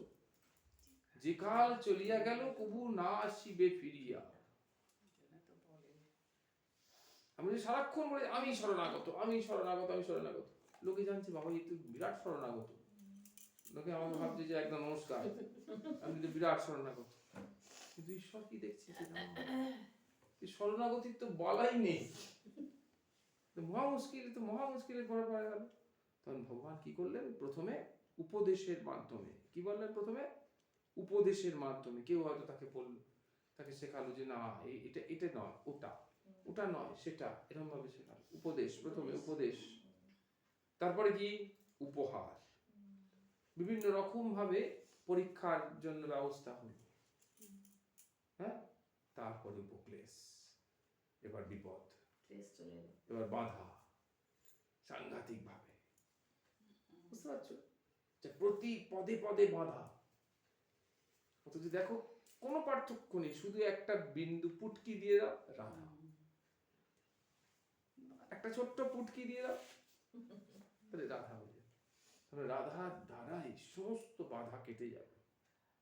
কিন্তু নাম জপটা, চিত্ত শুদ্ধ, হ্যাঁ, প্রত্যেকটা জিনিস, যেটা হয় না সেটাও তো হচ্ছে, যেটা হয় না, তাই না? বলি শীতকালে কি করে সর্বস্ব করে হ্যাঁ, কি করে সর্বস্ব বাড়ির সমস্ত করে রান্না বান্না অমুক তমুক করে আমি কি করে 9টার মধ্যে চেম্বারে যাব বলো দেখি। বাড়ির শুদ্ধ লোক চিন্তা করছে, যারা শুনছে তারাও চিন্তা করছে হ্যাঁ ও কি করে যাবে কি করে যাবে। কিন্তু আমি বলতে চাইছি যে আলটিমেটটা কি কি দেখা গেল, কার্যটা কি হলো? 9টার মধ্যে ডিসপেন্সারিতে গেল, চেম্বারে গেল, তাহলে এত কাজ সারা হলো, ওঠা হলো, চেম্বারেও যাওয়া হলো, কি করে সম্ভব হলো? তাহলে সম্ভব হওয়া যায় নাকি? কিন্তু আবার যখনই আধ্যাত্মিক কথা বলা হয় তখন এত সোজা নয়। হ্যাঁ, তাহলে ওটা কি সোজা বলে মনে হয়েছিল?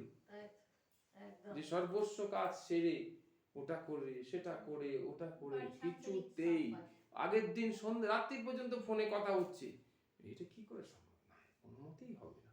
9টায় কিছুতেই যাওয়া যাবে না, 9টায় কি করে যাবে? ওটা 9:30 করতে হবে, না 9:30 হলে তো ও খানিকটা হবে।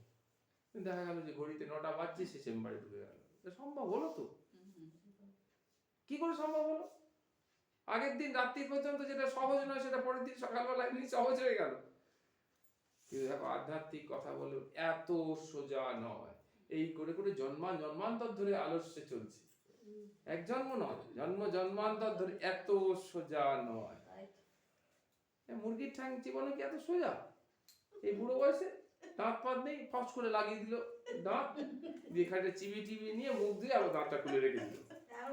আমি আগের দিন রাত্রিবেলা কথা বললাম, দেখছি যে খাচ্ছে, বসে বসে খাচ্ছে। বাবা এখনো পর্যন্ত আপনি চালিয়ে যাচ্ছেন, কি সাংঘাতিক জিনিস। পরের দিন সকালবেলায় তার কাছে গেছি দেখা করতে, দাঁত ফাত কিচ্ছু নেই পুরো ফাঁকা। ওই লোকটা কি এরকম আগের দিনই কথা বলে গেলাম। তারপর বললো কি কি ব্যাপার, কি শরীর খারাপ? বল কেন? কিরকম একটা লাগছে আপনাকে দেখে। বললো ও দাঁত খোলা। আমি বললাম কাল দাঁত লাগানো ছিল বলে? কালকের ওই বাড়িতে একটু মাংস হয়েছিল, এমনি দাঁত লাগাই না, কিন্তু মাংস হয়েছিল যাচ্ছি বোনের জন্য।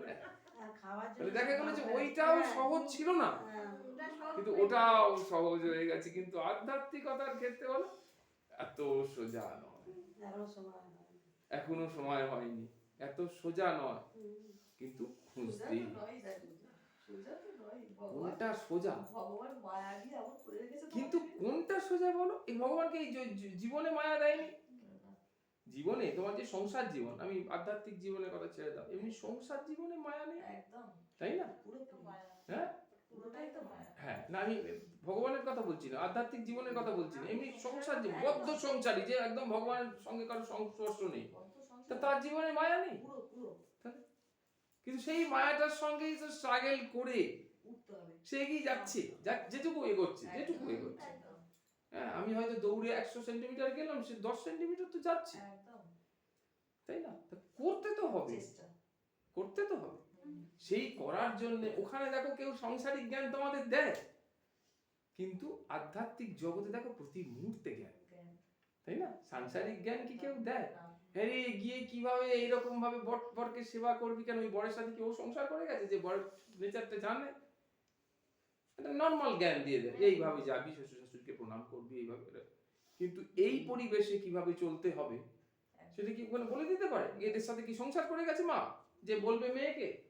তবু সেই মেয়ে আদর্শ সংসারী হয়ে উঠছে কি করে? প্রতি মুহূর্তে। যেমন বিজ্ঞানের ভিত্তিতে অ্যাডাপ্টেশন হচ্ছে, সেরকম বৌদ্ধিক ভিত্তিতেও অ্যাডাপ্টেশন হচ্ছে। ও এইটা আমার শাশুড়ি চায়, ও আচ্ছা এটা আমার শ্বশুর চায়, আচ্ছা ও এইটা বল যাওয়ার সময় একটু দাঁড়ালে ভালো হয়, ঠিক আছে আমি সব কাজটা ফেলে রেখে এসে দাঁড়ালাম 2 মিনিট। করছে তো, সে কি করে করছে? কিন্তু সেটা আধ্যাত্মিক জীবনের ক্ষেত্রে সেটা হচ্ছে না কেন? হ্যাঁ, এইটাই হচ্ছে আমাদের জীবনের বৈশিষ্ট্য, এবং সেটা খুব সহজে হবে, সহজে। সুখে না লভ্যতে, সুখে না মানে সহজে। কি করে লভ্য হবে? এই নামের দ্বারা। দৃঢ় সংকল্প, নাম, আর এটা কি? এটা মনে রাখতে হবে পরপর ক্রমগুলো। দৃঢ় সংকল্প, নাম আর প্রার্থনা, 3টে জিনিস একদম। তাহলে কি বললো? ক্ষণার্ধ বৃথা না যায়, এবং অর্থাৎ সর্বদা সচেতন থাকা, যে অন্য চিন্তা ভাবনা থেকে মুক্ত হয়ে যেন ভগবানের প্রতি ভক্তি লাভের জন্য, এটাকে দেখেছো সব জায়গায় সে এক কথা, আন্তরিক চেষ্টা করি, বাহ্যিক নয়, বহিরঙ্গে নয়, সকলের দেখছে আসনে বসে ঘন্টা খানেক করছে, সকলে দেখছে 1 ঘন্টা আরতি করছে, কিন্তু অন্তরটা কতক্ষণ ভগবানের সাথে যুক্ত হয়ে আছে? এই অন্তরটা, যার একদম মানে চ্যালেঞ্জ করে বলছি, যার অন্তর ভগবানের সাথে যুক্ত হয়ে আছে, প্রতি মুহূর্তে আচরণের মধ্য দিয়ে সেটা প্রকাশ পাবে, একদম পাবেই পাবে, অব্যর্থ ওষুধের যে গুণ, তাই না, সেই রকম ভাবে। একটা পেন কিলার খেলে যেমন যন্ত্রণাটা কমে যায়, একটা নির্দিষ্ট রেস্ট থাকে, একটা জ্বরের ওষুধ খেলে যেমন জ্বরটা কমে যায়, সেরকম একদম আধ্যাত্মিক জীবনটি এমন, পালন করলে সেটা আচার আচরণ জীবন দর্শনের মধ্য দিয়ে প্রকাশ পাবে, কিছুতে তুমি চেপে রাখতে পারবে না। 78 নম্বর সূত্র, অহিংসা। দেখো কি সুন্দর সুন্দর কথা, অহিংসা, সত্য, শৌচ, দয়া, আস্তিক্য। কটা হলো দেখো কি সুন্দর করে, 5টা। আস্তিক্য 5টা। তাহলে অহিংসা, সত্য, শৌচ, দয়া, আস্তিক্য আদি চারিত্রাণি, হ্যাঁ, পরিপালনীয়ানি, এগুলো পরিপালন করতে হবে। হ্যাঁ, নিয়ানি কেন দিচ্ছে না, পরিপালন করা উচিত, ইনস্ট্রাকশন দিচ্ছে। মনোনিয়ানি, করণীয়ানি, মানে এগুলো উচিত, ইট শুড বি, একদম বুঝেছো। আগে সেই শ্লোকটা 76 নম্বর বললো না, পালনীয়ানি মানে পালন করা উচিত, মানে তোমার কাছে একদম মা যেরকম বলছেন, মা শারদার কথা, মা শারদার কালকে জন্মতিথি ছিল, সেই জ্যান্ত দুর্গা, হ্যাঁ, অদ্ভুত কথা বলছে। আধুনিক আমি বিশাল বিশাল শিক্ষিত মহিলা মায়েদের দেখেছি, তাদের সঙ্গে দীর্ঘক্ষণ কথোপকথন হয়েছে, কিন্তু এই লেভেলের ফিলোসফিক অ্যাসপেক্ট তারা বলতে পারেনি। মা বলছে যদি শান্তি চাও, একটা যদি, প্রথমে যদি কথাটা বলেই কি করলেন, জগৎকে শিখিয়ে দিয়ে গেলেন যে শান্তি লাভের পথ তোমার কাছে আছে, তুমি চাইছো না বলে পাচ্ছ না। বলছে যদি শান্তি পেতে চাও তাহলে কারোর দোষ দেখো না, দোষ দেখবে নিজের। অত বলতেই পারতেন শান্তি চাইলে বাবা দোষ দেখো না, এরকম বলে দিতে পারতেন, কিন্তু প্রথমেই একটা সাংঘাতিক শব্দ দিয়ে শুরু করলেন, যদি শান্তি চাও। জগৎকে একদম থাবড়ে দিলেন একদম, বলে কোনো শান্তির বুলি আর এত বড় বড় কথা তোমাদের মুখে মানায় না, কারণ তোমরা যদি শান্তি চাইতে তাহলে শান্তি তো তোমাদের মধ্যে আছে। কারণ কি, আমাদের যে সপ্ত স্বরূপ WBSEDCL, তার ষষ্ঠ স্বরূপ কি, 6 নম্বর স্বরূপটা কি, আমাদের যে 7টা স্বরূপ আছে তার 6 নম্বর স্বরূপটা কি, শান্ত। কি কি স্বরূপ মনে আছে? হ্যাঁ, প্রথম স্বরূপ হচ্ছে আমরা জ্ঞান স্বরূপ, তারপরে আনন্দ স্বরূপ, তারপরে সুখ স্বরূপ, তাই না প্রত্যেকটা, তারপরে কি শক্তি স্বরূপ, তারপরে পবিত্রতার স্বরূপ, তারপরে শান্ত স্বরূপ, তারপরে প্রেম স্বরূপ। তাহলে এই ষষ্ঠটা কি, শান্ত স্বরূপ। শান্তি আমার মধ্যে রয়েছে, পরমা শান্তি আমার মধ্যে রয়েছে, কিন্তু আমি সেই ঘটের মুখটা খুলিনি। তাই মা বললেন যদি শান্তি পেতে চাও তাহলে অনুসুয়া অভ্যাস করো, অসুয়া নয়, অনুসুয়া। অনুসুয়া মানে যারা দোষ দেখে না, দোষ দেখো না, দোষ দেখবে নিজে, এটাই আত্মবিশ্লেষণ। আত্মবিশ্লেষণ যে হ্যাঁ রাগারাগিটা হলো, প্রচুর দোষ ছিল, উনি এত রাগারাগি না করতে পারতেন, তো আচ্ছা আমি কি এই কথাগুলো না বলতে পারতাম না, আমি এগুলো না বললেই তো, আমি কেন কথাটা বলতে গেলাম এরকম, ভালো হতো। তাহলে দেখা গেল কি অনুশোচনা, অনুশোচনা মানে অনুমানে পরে, সূচনা, সূচনা মানে শোক করা, যে পরে শোক করো না, ভাবিয়া করিও কাজ করিয়া ভাবিও না। ঠিক আছে আমি করে ফেলেছি, ফার্দার যাবে না। সংকল্প, প্রথমে কি হলো সংকল্প, দেখো সেখানেও দৃঢ় সংকল্প আসছে, দ্বিতীয় কি আসছে নাম, তৃতীয় কি প্রার্থনা, বুঝে গেল। তাই এখানে কি বললো, অহিংসা, সত্য, শৌচ, দয়া, আস্তিকাদি চারিত্রাণি, চরিত্রাণি নয় চারিত্রাণি, মানে চারিত্রিক বৈশিষ্ট্যগুলো পরিপালনীয়ানি, পরিপালন করা উচিত, কর্তব্য। অহিংসা, সুচিতা, দয়া, ঈশ্বর বিশ্বাস প্রভৃতি গুণগুলি ভক্ত আয়ত্ত করবেন এবং আর তার আরো বিকাশ সাধন করবেন। সাধক ভক্তের অহিংসা, সত্যে প্রতিষ্ঠিত থাকা, শুদ্ধচারিতা, দয়া, ঈশ্বরে বিশ্বাস প্রভৃতি সৎ ধর্ম চর্চা করা ও পালন করা কর্তব্য। চর্চা করা মানে এই যে বলা, সবসময় আলোচনা করছি, এটা চর্চা করা, চর্চা নয় কিন্তু চর্চা, চর্চা করা এবং আলোচনা করা, হ্যাঁ, আর এগুলো পালন করা। ভগবত প্রীতি লাভের জন্যই এই গুণগুলি অনুসরণ করে। একদম ইম্পর্টেন্ট স্টার্ট দিয়ে রাখো। কেন এগুলো গুণগুলো পালন করতে যাব? এই তো বেশ ভালোই আছি। বললো ভগবত প্রীতির জন্য, ভগবানের প্রীতির জন্য। প্রীণীতে প্রীণিতম জগৎ, তার জন্য ভগবত প্রীতি লাভের জন্যই এই গুণগুলো অনুশীলন প্রয়োজন। এর আগে তার যে অবকাশের কথা বলা হয়েছে, সেই অবকাশের মুহূর্তগুলোতে এই গুণ সমূহের উৎকর্ষ সাধনের জন্য তিনি নিজেকে নিযুক্ত করবেন। সময়গুলো তাহলে আর নষ্ট হবে না। সময়গুলো কি করব?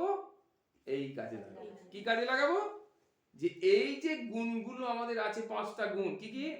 অহিংসা, সত্য, শৌচ, দয়া, আস্তিক্য, এইগুলো কি করে যাতে বাড়তে পারে, না কমে না যায়, দয়া ভাবটা চলে না যায়, তাই না? কি সাংঘাতিক জিনিস, ভাবতে পারবে না তুমি। একদম নিজের জীবনে দেখা এক ভদ্রমহিলা, বৃন্দা রানী মনে হয় সম্ভবত নামটা, বৃন্দা রানী দাস দাস বোধহয় সম্ভবত। হ্যাঁ, গত বছর বা তার আগের বছরের ঘটনা। বেশ ভালো বয়সওয়ালা, তার কোনো ছেলে পুলে হয়নি। একটা ছেলেকে দত্তক নিয়েছে স্বামী।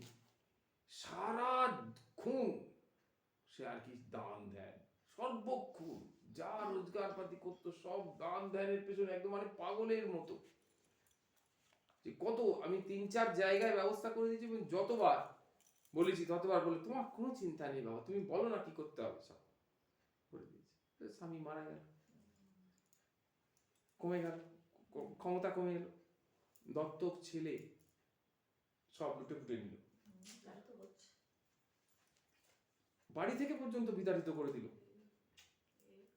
প্রায় পয়সা করি খুব কম, যেটুকু চার করে এসে একজন সহৃদয় তার উপকার করেছিল, সেই সহৃদয় মানুষ তার বস্তি বাড়িতে, বস্তিতে ওকে মাকে স্থান দিল, ওই মিন্দা কাকিমাকে স্থান দিল।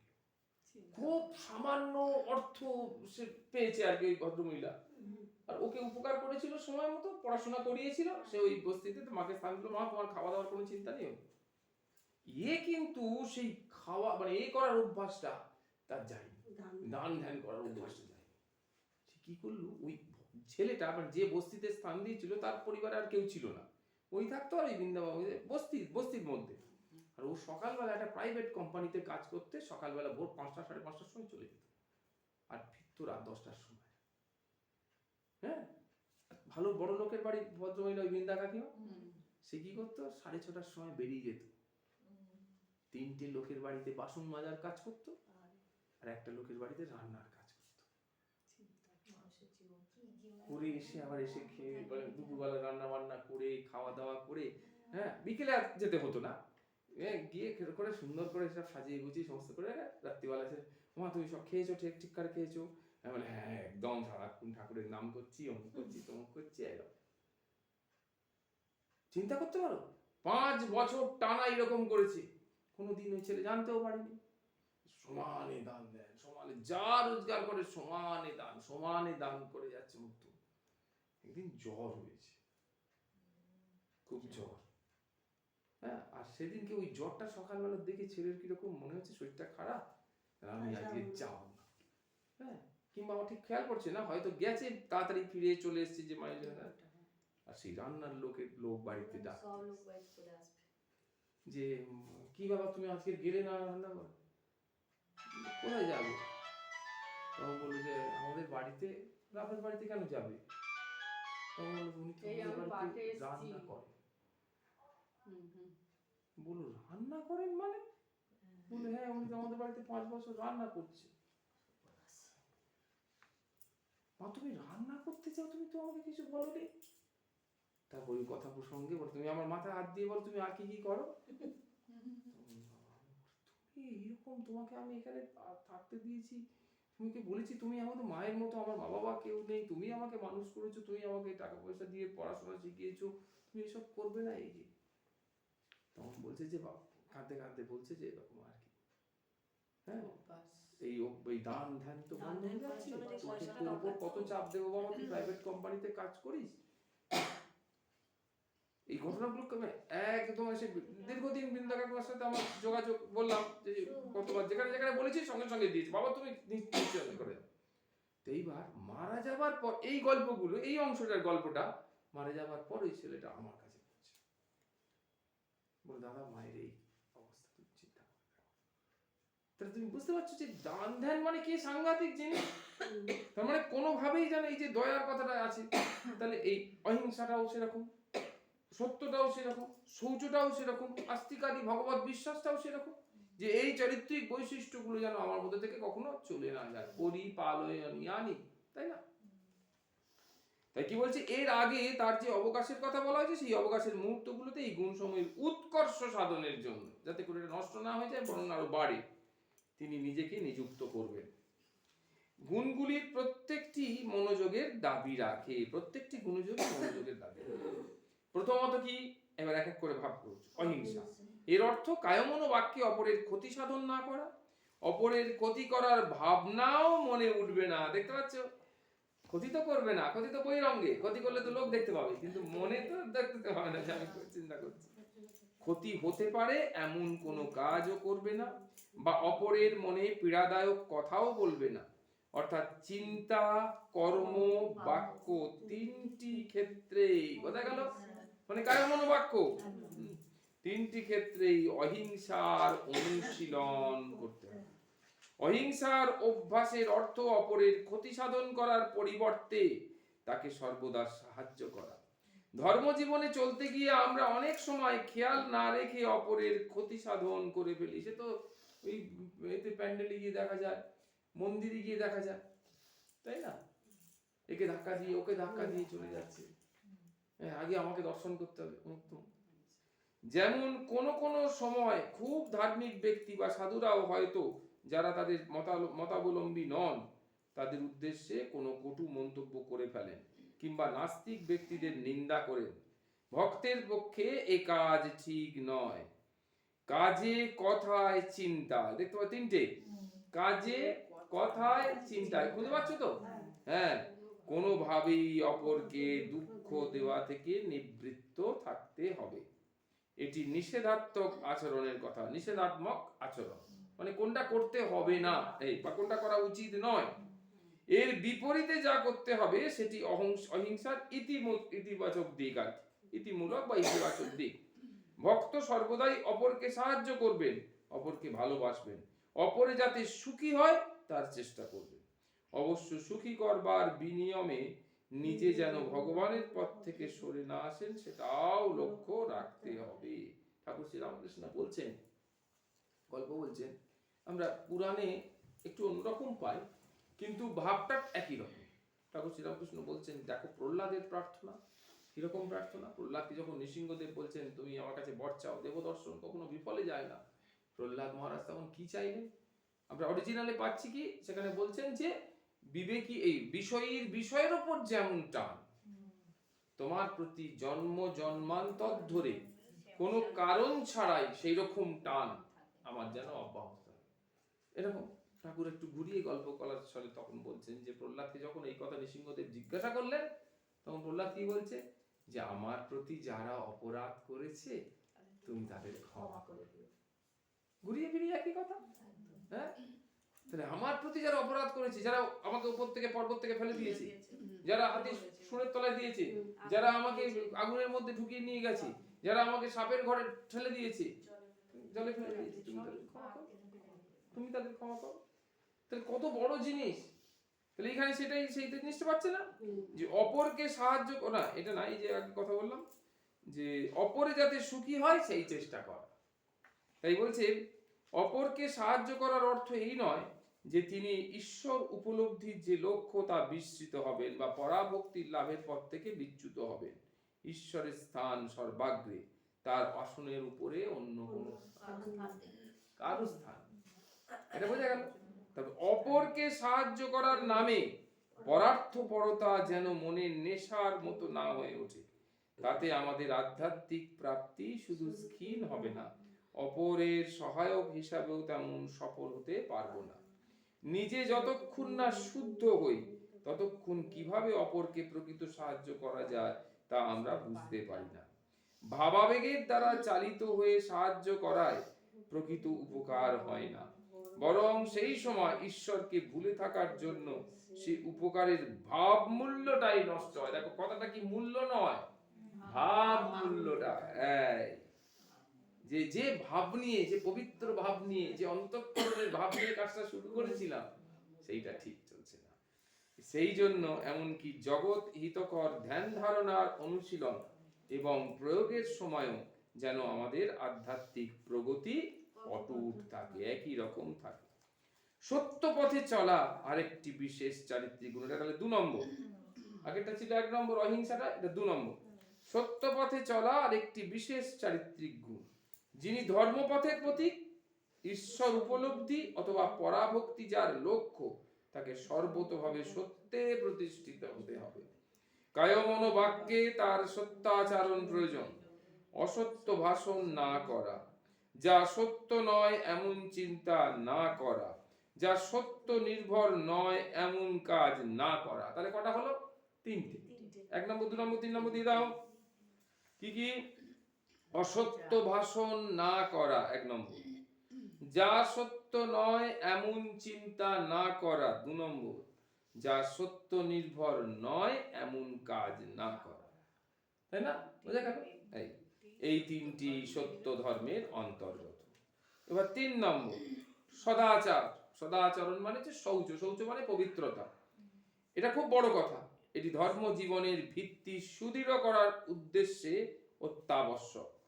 এই ব্যাপারটাই আমাদের প্রায় উদাসীন থাকি।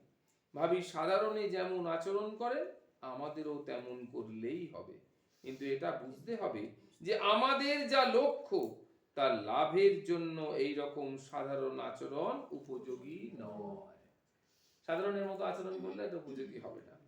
যারা ঈশ্বর বিশ্বাসী নন, তর্কের খাতিরেও কিন্তু কখনো আমরা তাদের ধ্যান ধারণা বা তাদের ভাব গ্রহণের কথা চিন্তাতেও আনবো না, কোনোভাবেই চিন্তাতে আনবো না।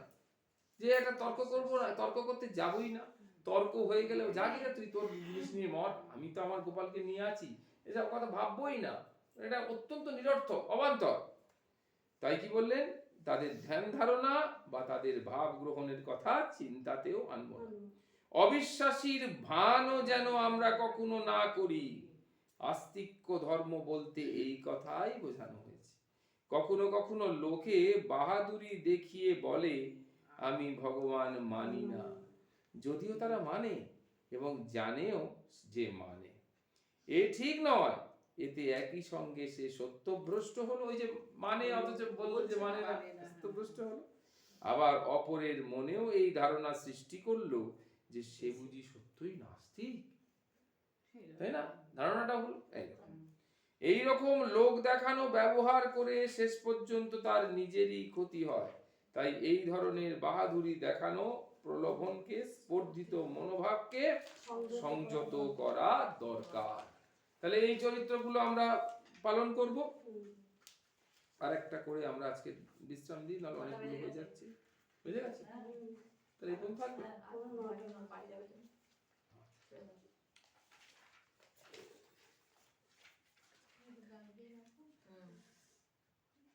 আজকে কত তারিখ?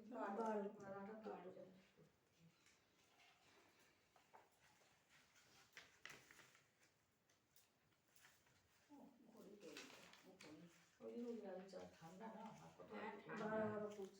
কোথাও থেকে পাঠ করে এসেছি, পরে এসেছি। হ্যাঁ, ঠিক আছে। হরে কৃষ্ণ কৃষ্ণ কৃষ্ণ হরে হরে, হরে রাম রাম রাম হরে হরে, হরে কৃষ্ণ কৃষ্ণ কৃষ্ণ হরে হরে,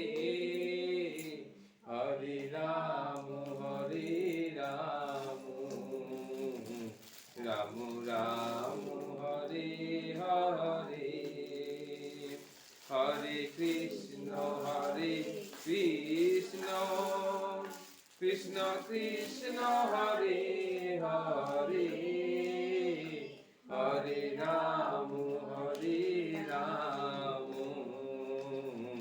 রাম রাম হরে হরে হরে কৃষ্ণ কৃষ্ণ কৃষ্ণ হরে হরে হরে রাম রাম রাম হরে হরে হরে কৃষ্ণ কৃষ্ণ কৃষ্ণ হরে হরে হরে রাম রাম রাম হরে হরে হরে কৃষ্ণ কৃষ্ণ কৃষ্ণ হরে হরে হরে রাম রাম রাম হরে হরে হরে কৃষ্ণ কৃষ্ণ কৃষ্ণ হরে হরে হরে রাম রাম রাম হরে হরে হরে কৃষ্ণ কৃষ্ণ কৃষ্ণ হরে হরে হরে রাম রাম রাম হরে হরে হরে কৃষ্ণ কৃষ্ণ কৃষ্ণ হরে হরে হরে রাম রাম রাম হরে হরে শ্রী কৃষ্ণ চৈতন্য প্রভু নিত্যানন্দ শ্রী অদ্বৈত গদাধর শ্রীবাসাদি গৌর ভক্ত বৃন্দ শ্রী কৃষ্ণ চৈতন্য প্রভু নিত্যানন্দ হরে কৃষ্ণ রাম শ্রী রাধে গোবিন্দ শ্রী কৃষ্ণ চৈতন্য প্রভু নিত্যানন্দ শ্রী অদ্বৈত গদাধর শ্রীবাসাদি গৌর ভক্ত বৃন্দ হরি বল হরি বল হরি বল মন আমার হরি বল হরি বল হরি বল প্রাণ আমার নিতাই গৌর হরি বল হরি বল হরি বল তন আমার নিতাই গৌর হরি বল হরি বল হরি বল বোধ আমার হরি বল হরি বল হরি বল বাঁকা আমার প্রিয়তাং পুণ্ডরীকাক্ষো সর্বযোগেশ্বরো হরি তস্মিन् তুষ্টে জগৎতুষ্টাং প্রণীতে প্রণীতং জগৎ এতৎ সর্বকর্মফলং ভগবান শ্রী হরি নারায়ণ চরণে সমর্পয়ামি। জয় রাধে জয় শ্রী রাধে রমানন্দে প্রেমানন্দে হরি হরি বল নিতাই গৌসিতনাথ প্রেমানন্দে হরি হরি বল নারদীয় ভক্তি সূত্র ভগবান প্রেমানন্দে হরি হরি বল। জয় রাধে।